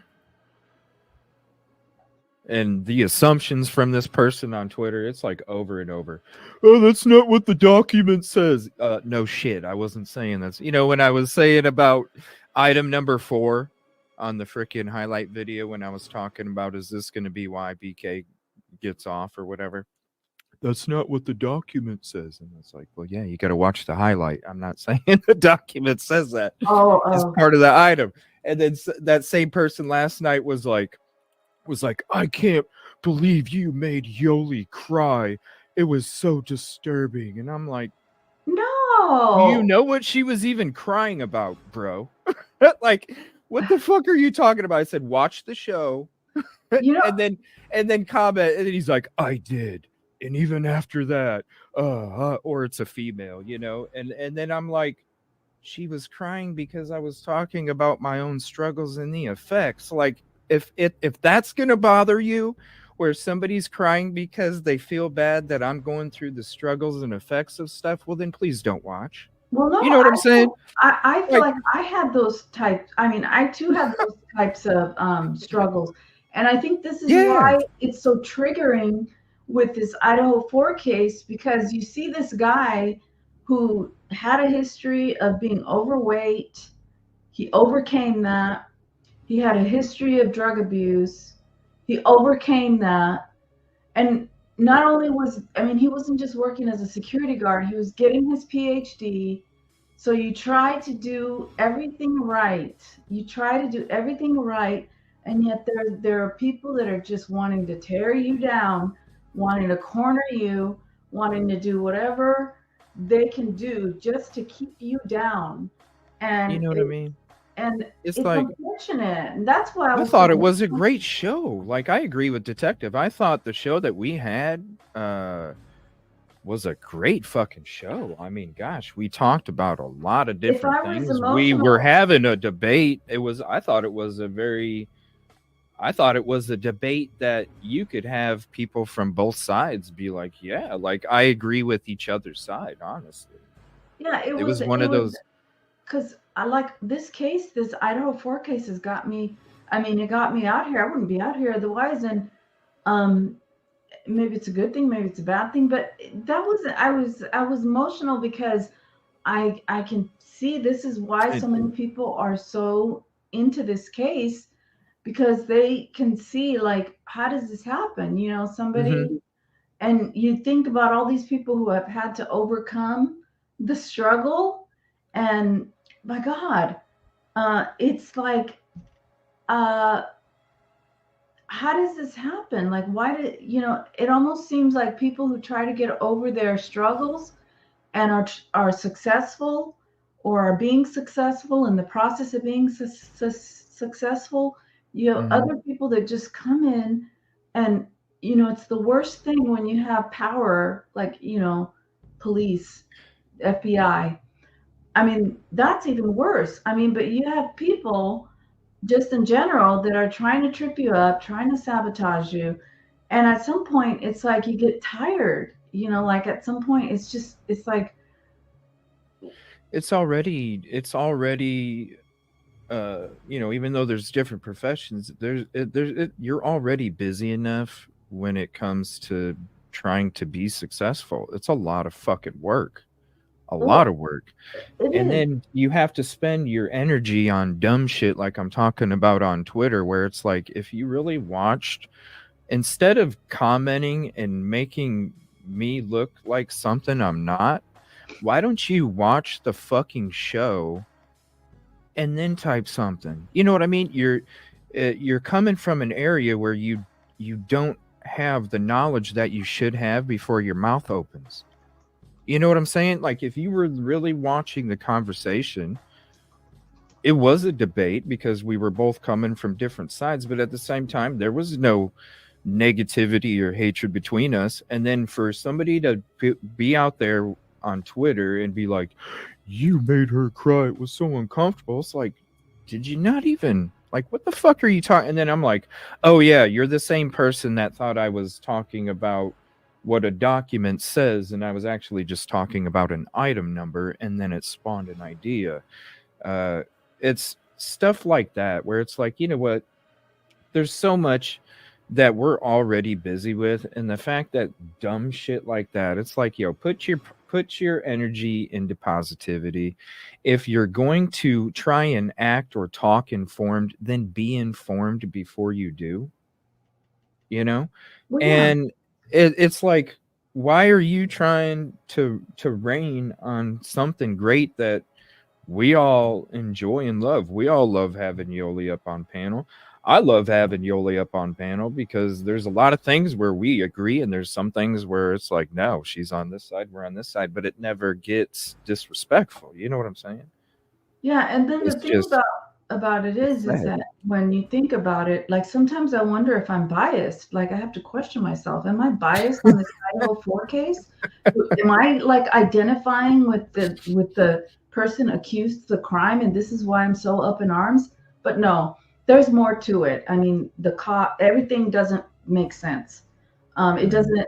A lot of things do not make sense. But I have to question myself, because I think,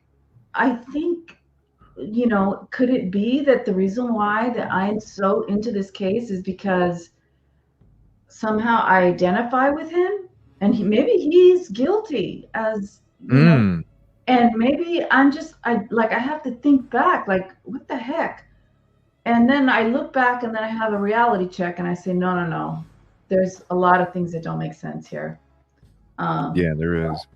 And you know what? It's on a spectrum. Like, when you have these traits, certain traits that you try to use to make yourself become effective, become successful, You know, I mean, addiction is a form of, like, you know, extreme, you know, OCD, compulsive. You know, it's like a compulsion, an addiction. And you overcome that and you try to put it into something else. You know, you try to Yeah, put it you have to divert the energy because the Divert it. energy is still there. You just have to find a new outlet for it. And it's so hard to do that, you know, and you overcome that just to be, well, I don't want to say railroaded, but just to be caught up in this mess with the FBI and the, you know, DNA and all this crazy shit. I mean, my goodness. It's like, I don't know.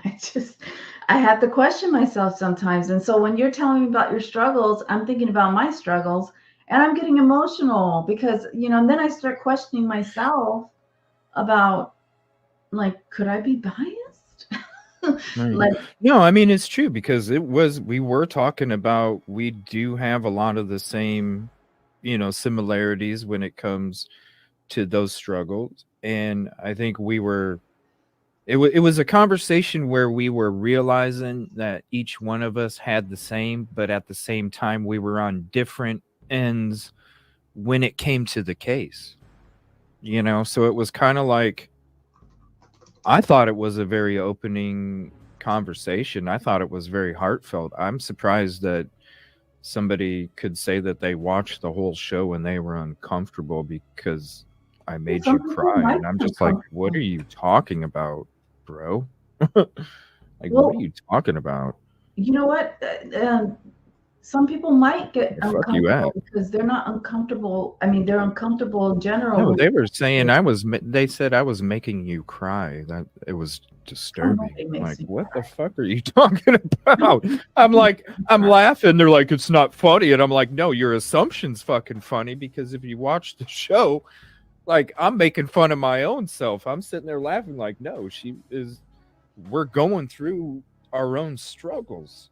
Yeah, no, nobody makes. It was a sad realization that, like, damn, you know, and then you're also talking about the person that's convicted and I don't know. I Or just that's thought it was charged. a great show. Not convicted yet. Charged. I just thought it was charged. I just thought it was a great show. Well, you know, some people are gonna feel uncomfortable because they don't you know. I mean, but Like I said, if it was too much for you to see somebody talking about their struggles and the effects from them, then don't watch. You know what I mean? I'm not the only show on YouTube. I'm not even my voice is like this compared to all these other channels. So really, it's, there's other shows. There's other shows. I know, and I probably said you're making me cry, but I didn't mean you were making me cry. What you were bringing up was bringing up stuff in Yeah, you. that's what I told them. I was like, "Did you watch the show?" Like, Yeah, and but if you're hearing that little part and then you're not hearing our whole conversation about it, of course you can make snippets. It'd be like, True Crime Design making snippets out of my Dot conversation to make it look like Dot was really telling the truth about what the fuck was going on. When if you listen to the whole conversation and you heard my responses and questions, then you're like, no, she's not. But no, it's it's because people just need to stick to cooking shows.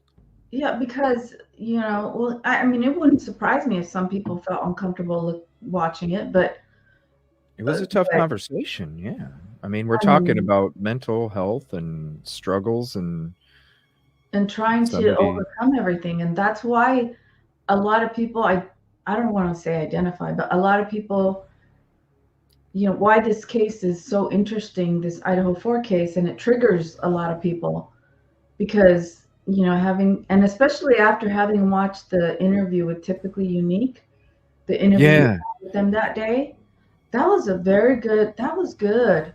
Oh, thank you. It was a very Shout out good. to Typically Unique. Yeah, and they're interesting people. I mean, they're they're great people. And so after watching that and hearing about the struggles and and how it just, and then I don't know. We got to schedule one with you to join conversations with CJ, okay?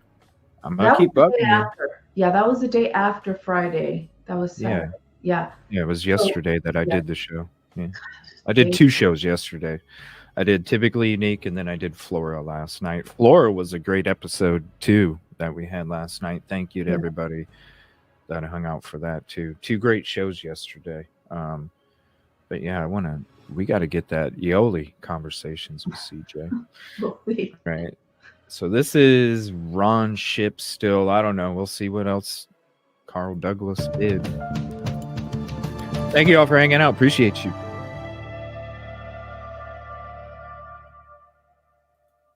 Oh, and I want to ask you guys real quick, should I, when it comes to us showing these episodes to the... Finally, he walked through the gates there, and he made what has been called a power sign toward the Brown family. This was seen by people in the back row, and the jury was apparently still here. The court needs, again, perhaps to inquire or check with your staff or check with the photographers in the back row. While you were directing your attention to counsel at sidebar, I was conferring with Mr. Simpson, and Mr. Shipp continually was staring at us, was mouthing some type of word in some type of attempt to either communicate with me or with Mr. Simpson, was making very unusual facial expressions that would go from a grimace to a smirk, and it was in front of the jury, and I found it myself to be very, very uncomfortable, and I tried to direct my attention away from him.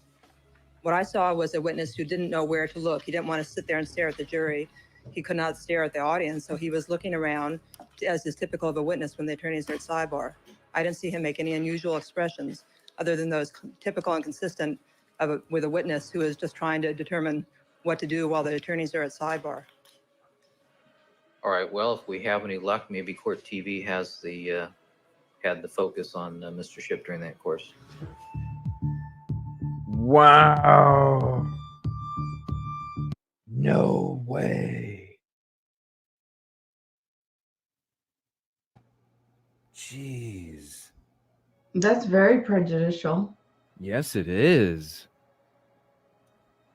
It almost makes it seem like, well, it's prejudicial, yeah. That you could get a mistrial. And they had to ask Court TV for the tape. Whoa. Yeah, it's strange. Whoa. Oh my gosh. I didn't know this. I didn't remember this. I must have been not watching this part of it. And they say, Ron, you did a great job. Thumbs up. And whoa. That just adds to more of what Carl Douglas was trying to do. Like, yo, you're trying to make up shit. Yeah. Wow. So that just helped. I think on the next episode, on the intro, I'm going to have something for us, little videos in the beginning of each episode. I'm going to have something on the episode 3. Why Carl Douglas was not, what exactly, because to me, he discredited some huge shit where you had him telling you it was a dream and he wanted to do it. Then to where you don't, like, where I didn't even remember that part of the trial. So that's huge. And then the fact that he's, even after his examination of Ron Shipp, even when he wasn't doing anything, that it's still like added more to what Carl Douglas was saying about how he's pretty much on the side of the family of the crime. I don't remember the prosecutor. Yeah, the 2 ladies. I didn't remember who. I'm like, who are the blonde in the beginning and then the brunette at the end? I was like, wow, I never seen them before. Huh? Okay. So many attorneys working behind the scenes, Yeah. I'm just one attorney. When I do a case, I have somebody helping me. Usually it's a paralegal, but it's like all of the stuff that, and see, a normal criminal defendant who isn't as, you know, wealthy as OJ, they wouldn't be able to have all those attorneys there. And look at the prosecution. The prosecution has they have all kinds of people working behind the scenes, you know? I mean, yeah, on both sides. There's, I mean, shit, you thought it was 8, but now you're seeing it's like, damn, there's like 12 on each side. It's like one of those humongous weddings, you know, where like my wedding, I had 7 best men because that's what the ex-wife wanted for the wedding was 7. I'm like, for real? Like 7? Like for real? Like it's got to be huge. Okay. 300-400 fucking people. You know what I mean? It's like, come on, man. I didn't even want it. Like whatever. All right. We'll have 7. This is just way too many. Sorry. I asked Mr. Shipp during the break if he mouthed something to the defendant while we were at sidebar, and he told me that yes, in fact, he did, and I intend to ask him on redirect what it was, since it was done in the presence of the jury. I'd like to ask the the jury saw it. I'd like to know what it is he said to him. I'd like him to know what it is he said to him. I don't think that's proper, Your Honor. That's not evidence, and I think the court should simply admonish. I'm going to admonish, and communications between a witness and a defendant during the course of the trial, I don't think are relevant to anything unless there's something highly unusual. I'm not going to get into that in front of the jury. Oh, thank you, Dan. All right, let's have the jurors, please. Okay, hold on. What did he say, Mr.? You just gotta make sure your gift allowing is on, and you might even be gifted one, Danny. But thank you. I appreciate you so much. He said, tell the truth. I'd object, Your Honor. Ron Shipp's testimony is a dramatic example of different perspectives covering the Simpson trial. The national media reports it one way. The African-American media, led by the LA Sentinel, reports it another. The Sentinel saw itself as an advocate for the Black community, and it presented viewpoints that one wouldn't typically see in the pages of the LA Times. Consider this. This is the LA Times coverage of Shipp's testimony. The foundation of journalistic practice is this idea of reporting facts. And facts are things that can be verified with evidence of various sorts, and that, you know, 2 different observers should come away with the same understanding if indeed it's a fact. Now compare that with the LA Sentinel's treatment of the same testimony. Obviously, that's a very different perspective than, say, the one that the LA Times took. They saw the police officer Shipp as possibly a race traitor who, again, as a part of the police force, who has been known to do things to convict Blacks who maybe weren't deserving of conviction. What? And the fact that, you know, he had a drinking issue and it was more fuel to the fire. So again, different frames brought to the same testimony lead to radically different interpretations of what it means. Your Honor, I have here what appears to be an LAPD 911 incident report. May it be marked equals 22.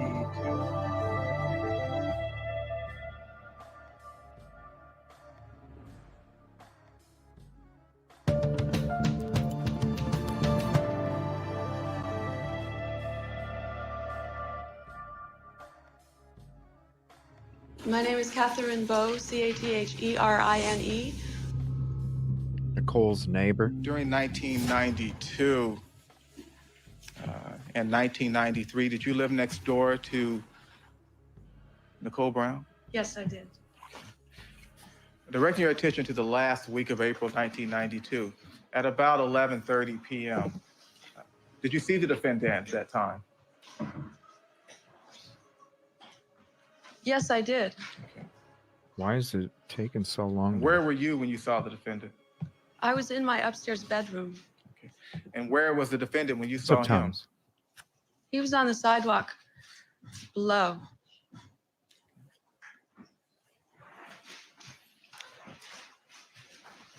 What did you see the defendant do? I saw him walking around on the sidewalk. walking from Shetland up Gretna Green. Slowly. How long did the man remain on the sidewalk? The man you identified as the defendant. All the time that my husband was downstairs, How much time was that? 2 or 3 minutes. Did your husband call 911? Yes, he did. What happened next? I went to tell him that it was OJ. My name is Carl Colby. What caused you to call 911? Well, it was an evening, approximately 10:30 or 11 o'clock at night, and it's a residential neighborhood, very quiet. And sometimes before retiring, I just go check the locks and look around downstairs, make sure the lights are off, things like that. And I happened to look outside, and I saw a man outside on the sidewalk. And what was that man doing? He was standing on the sidewalk looking at what apparently was the residence next door. And what did you see the man do after you called 911? He went back to the original position and looked at the residence, and then left. After I'd made the call, I recognized him. And who was that man? It was Mr. Simpson. Well, I was embarrassed that I'd called 911 because I didn't feel that Mr. Simpson was a threat to me or to anyone else in our neighborhood. I'm going to rewind that. So he saw him just standing at the residence, walking down, and then walking My name is Carl back Colby. over. What caused you to call? Or it's 2/3/1995. It's episode 2. We're in the beginning stages of. We went through the Ron Shipp introduction to the 911 call, the 8 times where he got away with it. This was the time that he pled no contest and had charges and fines. And then it's going to end with the testimony of Nicole's sister. 911. Well, it was an evening, approximately 10:30 or 11 o'clock at night, and it's a residential neighborhood, very quiet. And sometimes before retiring, I just go check the locks and look around downstairs, make sure the lights are off, things like that. And I happened to look outside, and I saw a man outside on the sidewalk. And what was that man doing? He was standing on the sidewalk looking at what apparently was the residence next door. And what did you see the man do after you called 911? He went back to the original position and looked at the residence, and then left. After I'd made the call, I recognized him. And who was that man? It was Mr. Simpson. Well, I was embarrassed that I'd called 911 because I didn't feel that Mr. Simpson was a threat to me or to anyone else in our neighborhood. 911 emergency. Can you get someone over here now to 325 Gretna Green? He's back. Please. Okay, what does he look like? He's OJ Simpson. I think you know his record. Could you just send somebody over here? It came down to a stalker, and the stalker was Simpson. So he would give himself 2 or 3 hours to see what she's going to do and who she has come over to her place, and he would spy on her. Okay, what is he doing there? He just drove up again. He just drove me over. Okay, wait a minute, what kind of car is he in? He's in a white Bronco, but first of all, he broke the back door down to get in. Okay, wait a minute, what's your name? Nicole Simpson. Okay, is he the sports counselor or whatever? Yeah. Okay, and wait a minute, we're sending the police. What is he doing? Is he threatening you? He's going nuts. Terry, Terri, Moore, Moore. What prior? That was the first time I'm going to pause it real quick. That was the first time I had heard that too, was that he would set aside 2 to 3 hours to stalk the fucking home. No, I remember that. Yeah, I do remember that he had a history of I know he stalked, but I didn't know he set aside 2 to 3 hours. Yeah, to do it. I didn't know that. He was creeping on her. The jurors were getting. Well, yeah, I know he was stalking her because he would even go knock on the window and she'd be performing acts with other individuals and shit. Well, he was around her, like he would watch her, and I do remember that. I read a book on it, and I do remember that he was a real, you know, voyeur and would watch her like for hours, Oh, or probably. or park outside of her house for hours. Or Yeah. just hire somebody, you know. No, he did it himself. I wouldn't be surprised if he I mean, hell, when you got money, you might as well you could always hire somebody else to do it for you too. Shit. No, I I think mean, he was a busy man. He had a lot Mm. of engagements too. He was Hertz, movies, golf courses, promotions, not only the football stuff that he was doing with Yeah, I think he the wanted NFL. like he wanted to show that intimidation Yeah. in case she saw him, you know. Oh yeah, knock on the window, yeah, right when she's doing something. Yeah. So then, yeah, it's sicko. Yeah, Terry, right. Terri, Creepy ass sicko. Moore, Moore. Thank you, What priority Thomas. You code too. was it given at 9:44 p.m.? It was given a code 2 priority, which is urgent but not life-threatening. When the 911 calls were played, I thought it was a really sad day. I think that was, in many ways, the turning point for public opinion against O.J. Simpson. And to hear his wife, his ex-wife, so terrified, so afraid, in one of the calls where she's screaming and she's saying, he's gonna kill me. And then contrast that actually with the other call, the second call, where she almost sounded resigned. Has he threatened you in any way, or is he just harassing you? You're going to hear him in a minute. He's about to come in again. Okay, just stay on the line. I don't want to stay on the line. Just stay on the line so we can know what's going on till the police get there, okay? Okay, Nicole? Uh-huh. Just a moment. Does he have any weapons? I don't know. Okay. He went home, now he's back. My kids are upstairs sleeping, and I don't want anything to happen. Was that priority code upgraded at some point? Yes, And who upgraded the priority of that call? I did. Okay. What did you upgrade it to? I upgraded it to code 2 high, which is now potentially life-threatening.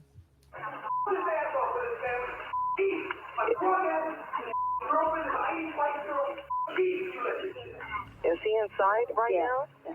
Okay, just a moment.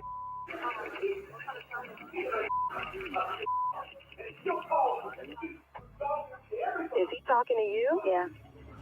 Are you locked in a room or something? No, he can come right in. I'm not going where the kids are because the kids are.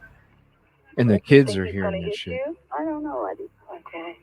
Stay on the line. Don't hang it up, okay? What kept her staying? What kept her to, stick this relationship out? I don't know. But I do know that they had a love affair.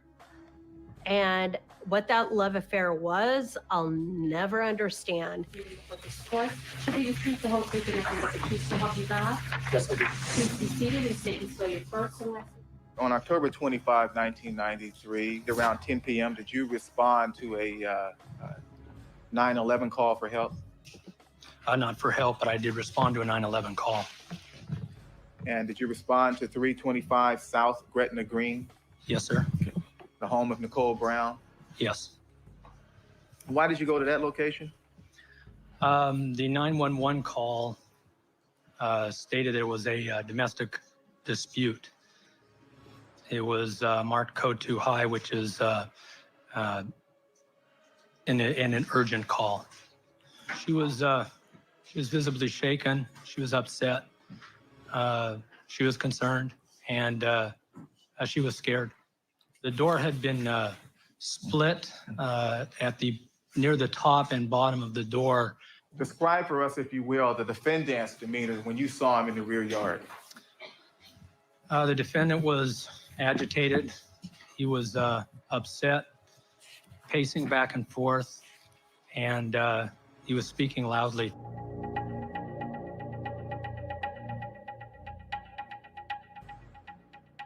these pictures of her and these recordings of her and her telling people that she was afraid for her life, almost like she was speaking from the grave. And it really impacted me emotionally. But when they interviewed the jurors who were dismissed after that, they said that they didn't think it had any relevance to the case. And so the impact on the jury was not the same as the impact maybe on some of the reporters or some people in the public. And I found... I'm sorry, what? That didn't have an impact? You know, stick this relationship out. I don't know. But I do know that they had a love affair. And what that love affair was, I'll never understand. Should we just read the whole thing and choose to help you back? Yes, I do. Please be seated and state and spell your first and last.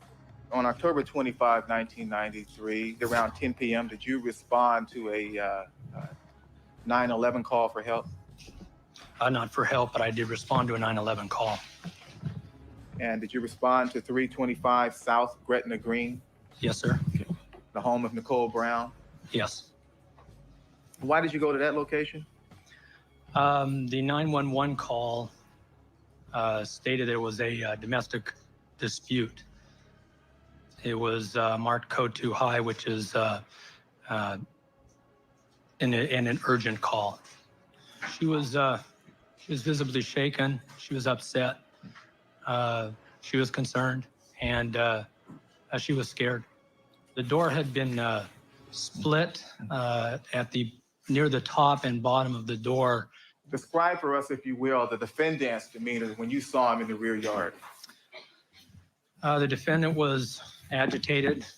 He was upset, pacing back and forth, and he was speaking loudly. Oh, okay. So even though it was labeled as a life-threatening 911 call, they showed up. She didn't have any injuries. It was just him arguing on the 911 call. So that's why it... Okay. Now I understand why they thought it wasn't relevant. These pictures of her and these recordings of her and her telling people that she was afraid for her life. Oh. Almost like she was speaking from the grave. And it really impacted me emotionally. But not when they interviewed the whole jurors thing. who were dismissed after that, they said that they didn't think it had any relevance to the case. Whoa. I thought that they were talking about... I thought they were saying that 911 call didn't have an effect, which, okay, in a small way, sure, I guess. I mean, even though it's a repeated thing that keeps happening and it's just more proof. But the fact that out of the pictures, the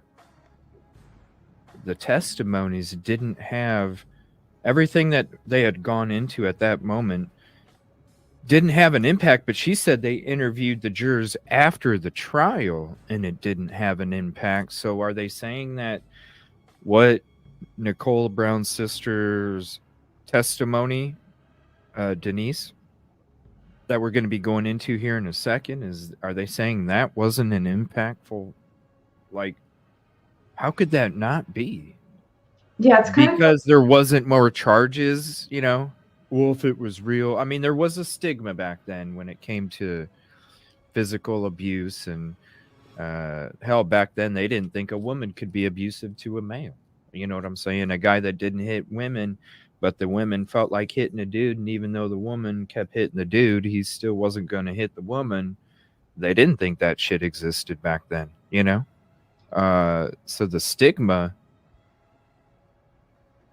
it had to be the stigma back then, you know? They But probably... This is kind of confusing because she's talking about it not having an impact, and I'm not quite sure what To the she's juror. referring to. To the jurors, juror. yeah. As much as an impact to the reporters and her emotionally. But is she They- talking about the entire history of abuse that? Yeah, that's what. At first, I didn't think she was. Then I rewound it. No, she's talking about Not the the entire. pictures. The picture. She said the pictures, the statements, the everything. She said that after the jurors were interviewed after the trial about that specific part in the trial, and none of them. What she's saying is none of them felt like it was impactful.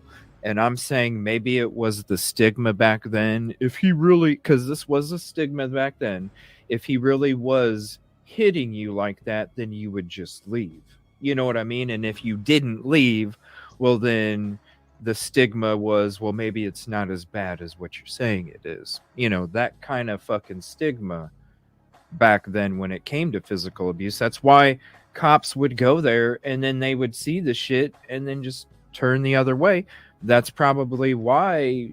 Even, I mean, can you imagine if they were called 8 times before the one that he was charged? That wasn't the 8 times that the shit only was taking place.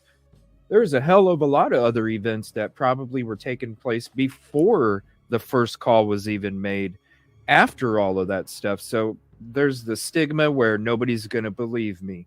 The stigma where I'm not going to get, you know, nowadays it's different. You know, shit happens. They totally, like, well, I'm not going to say they do a perfect job at it, but there's a lot better steps and procedures and things that they have to follow when these events take place, instead of like back then where they can easily just dismiss it. OJ's just a good guy. They just had an argument. When really, no. She's crying out to you that he's going to do this, and the stigma didn't allow the people to go to that because of, you know, oh, it's OJ, he would never do that. Stigma again. Stigmas. Yeah, now both parties can be arrested. Yeah. Like, it's so much different. Oh, no shit. He lives in Idaho, huh? I know he's commented a lot on the case. I heard he lives in Idaho, yeah.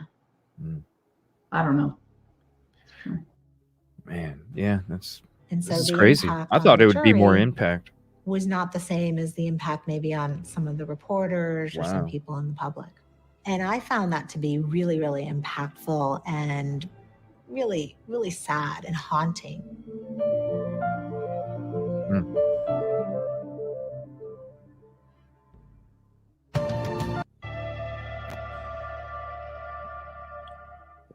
Yeah, On he was Friday talking about afternoon, Idaho. February 3rd, Nicole's older sister, Denise, testifies.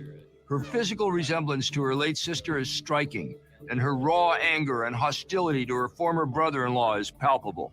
Denise Brown, DENISE BROWN. Miss Brown, you are Nicole Brown's oldest sister. Yes, I am. Do you have other sisters? Yes, I do. How many? There's Dominique and Tanya, and of course, Nicole. You know the defendant seated here at the end of council table? Yes, I do. Is your former brother-in-law? Yes, he is. When did you first meet the defendant? Back in 1977, And where was he when you met him? he was playing football for Buffalo. Was your sister Nicole and the defendant dating back then in 1977? Yes, they were. Was the defendant married at that time? Yes, he was. Miss Brown, your sister Nicole married the defendant in February 1985. Yes, you did. Okay. Did you attend the wedding? Yes, I did. I was the maid of honor. Did you, your sister Wendy, your sister Nicole, and Juliana, the four of you, and the defendant went out and went to the Red Onion in Santa Ana? Yes, we did. Did anything unusual happen that night in the Red Onion? Yes. What was that? Well, we were all drinking and goofing around and being loud and dancing and having a great time. And then at one point, OJ grabbed Nicole's crotch and said, "This is where babies come from, and What? this belongs to me." And Nicole just sort of wrote it off like it was nothing, like she was used to that kind of treatment. And it was like, I thought it was really humiliating, if you ask me. And when he said this, and when he grabbed her in the crotch, were there people around? Oh yeah, the bar was packed. Strangers? Yeah. Yeah, he was talking to the strangers. Did the defendant appear mad or angry or upset when he grabbed your sister's crotch and made these statements in front of these strangers? No, he wasn't angry. It was his. That's the way he just the way he acted, the way it was like, this belongs to me, this is mine. He wasn't angry when he said it, he just made it a point. He wanted it to be known. And during the time that these strangers were approaching him and shaking hands and things like that, did he appear to shy away from the attention at all? Oh, no, not at all. He loves the attention. He loves it. He's got a big ego. It feeds his ego. Disregard the last answer regarding the defendant's ego. That question and answer is not relevant to the issue before the court at this time. And Ms. Brown, if I can ask you, would you please listen carefully to the question that the attorneys asked of you? And if you would answer just the precise question that they asked you, this will go a lot easier. Okay. All right, thank you. Do you recall an occasion when you and No, it's Ed respectful. McCabe and Nicole and the defendant went out to dinner? Yes, I do.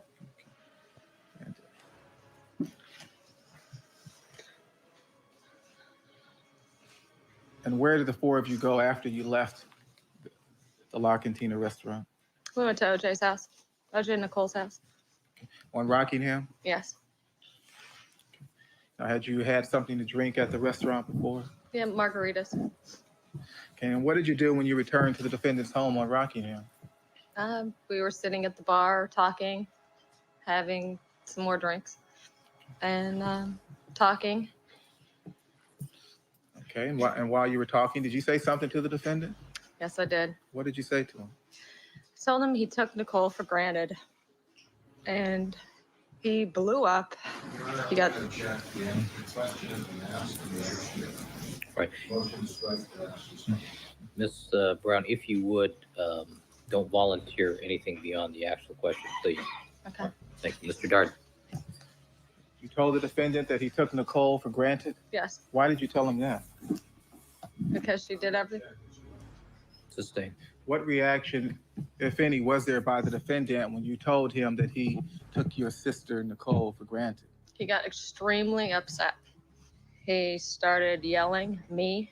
I'll take her for granted. I do everything for her. I give her everything. And he continued. And then a whole fight broke out, and pictures started flying off the walls. Clothes started flying. Ran upstairs, got clothes, started flying down the stairs. And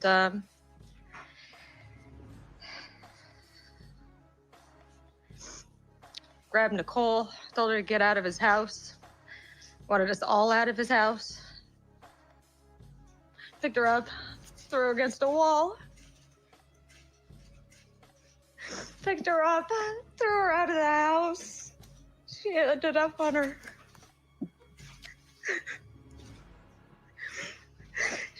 She ended up falling. She ended up on her elbows and on her butt. Then he threw Ed McCabe out. We were all sitting there screaming and crying. And then he grabbed me and threw me out of the house.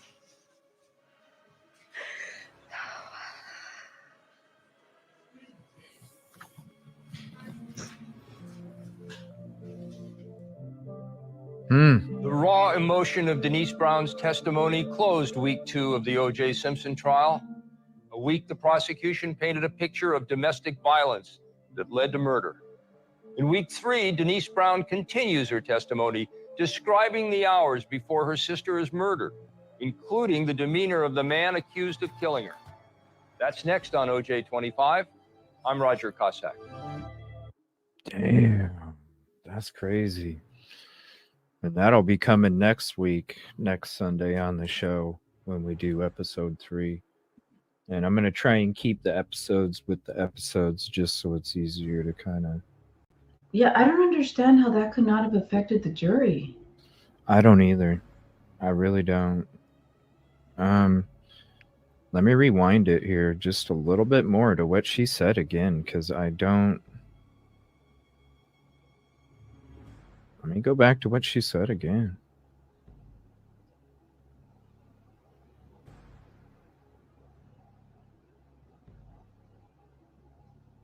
Let's see.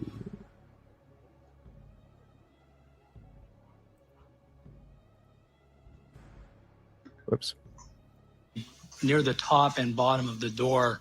Describe for us, if you will, the defendant's demeanor when you saw him in the rear yard. The defendant was agitated. He was upset, pacing back and forth, and he was speaking loudly.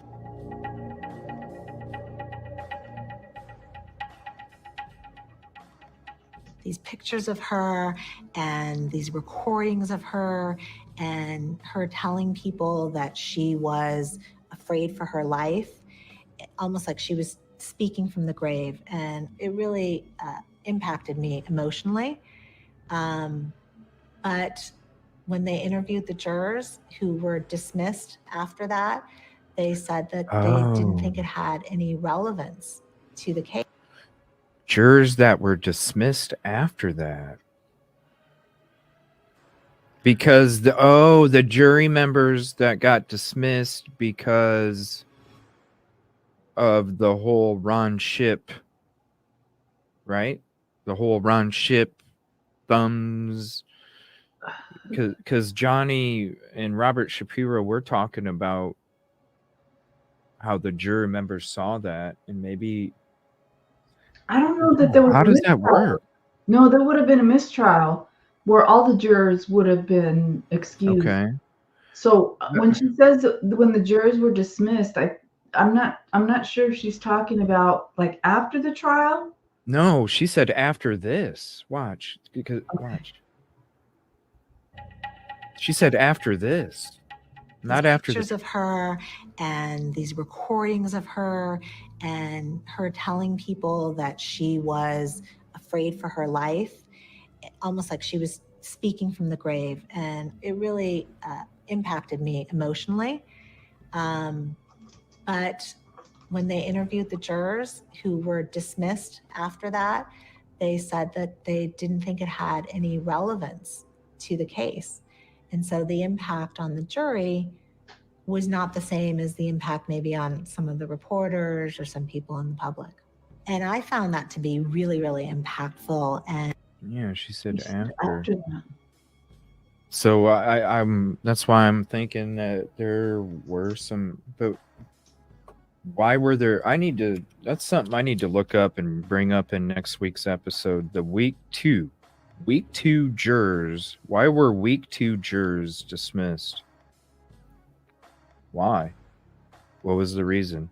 Like you said, it wasn't the whole panel. It must have been just select, because then it would have been a mistrial, right? But they can remove a juror, 1 or 2 or whatever, based off of whatever took place outside of the court even. Maybe somebody said something, somebody, I'm curious. Because how would you, unless it was after the trial, but I assume she would have said after the trial, not after this. She said after this. Yeah, which makes it seem like after that week, there were some that were dismissed. Maybe it was something that happened outside of court or something. And I'd like to also know, like, what the percentage of LE departments that used disposable cameras back in the 80s.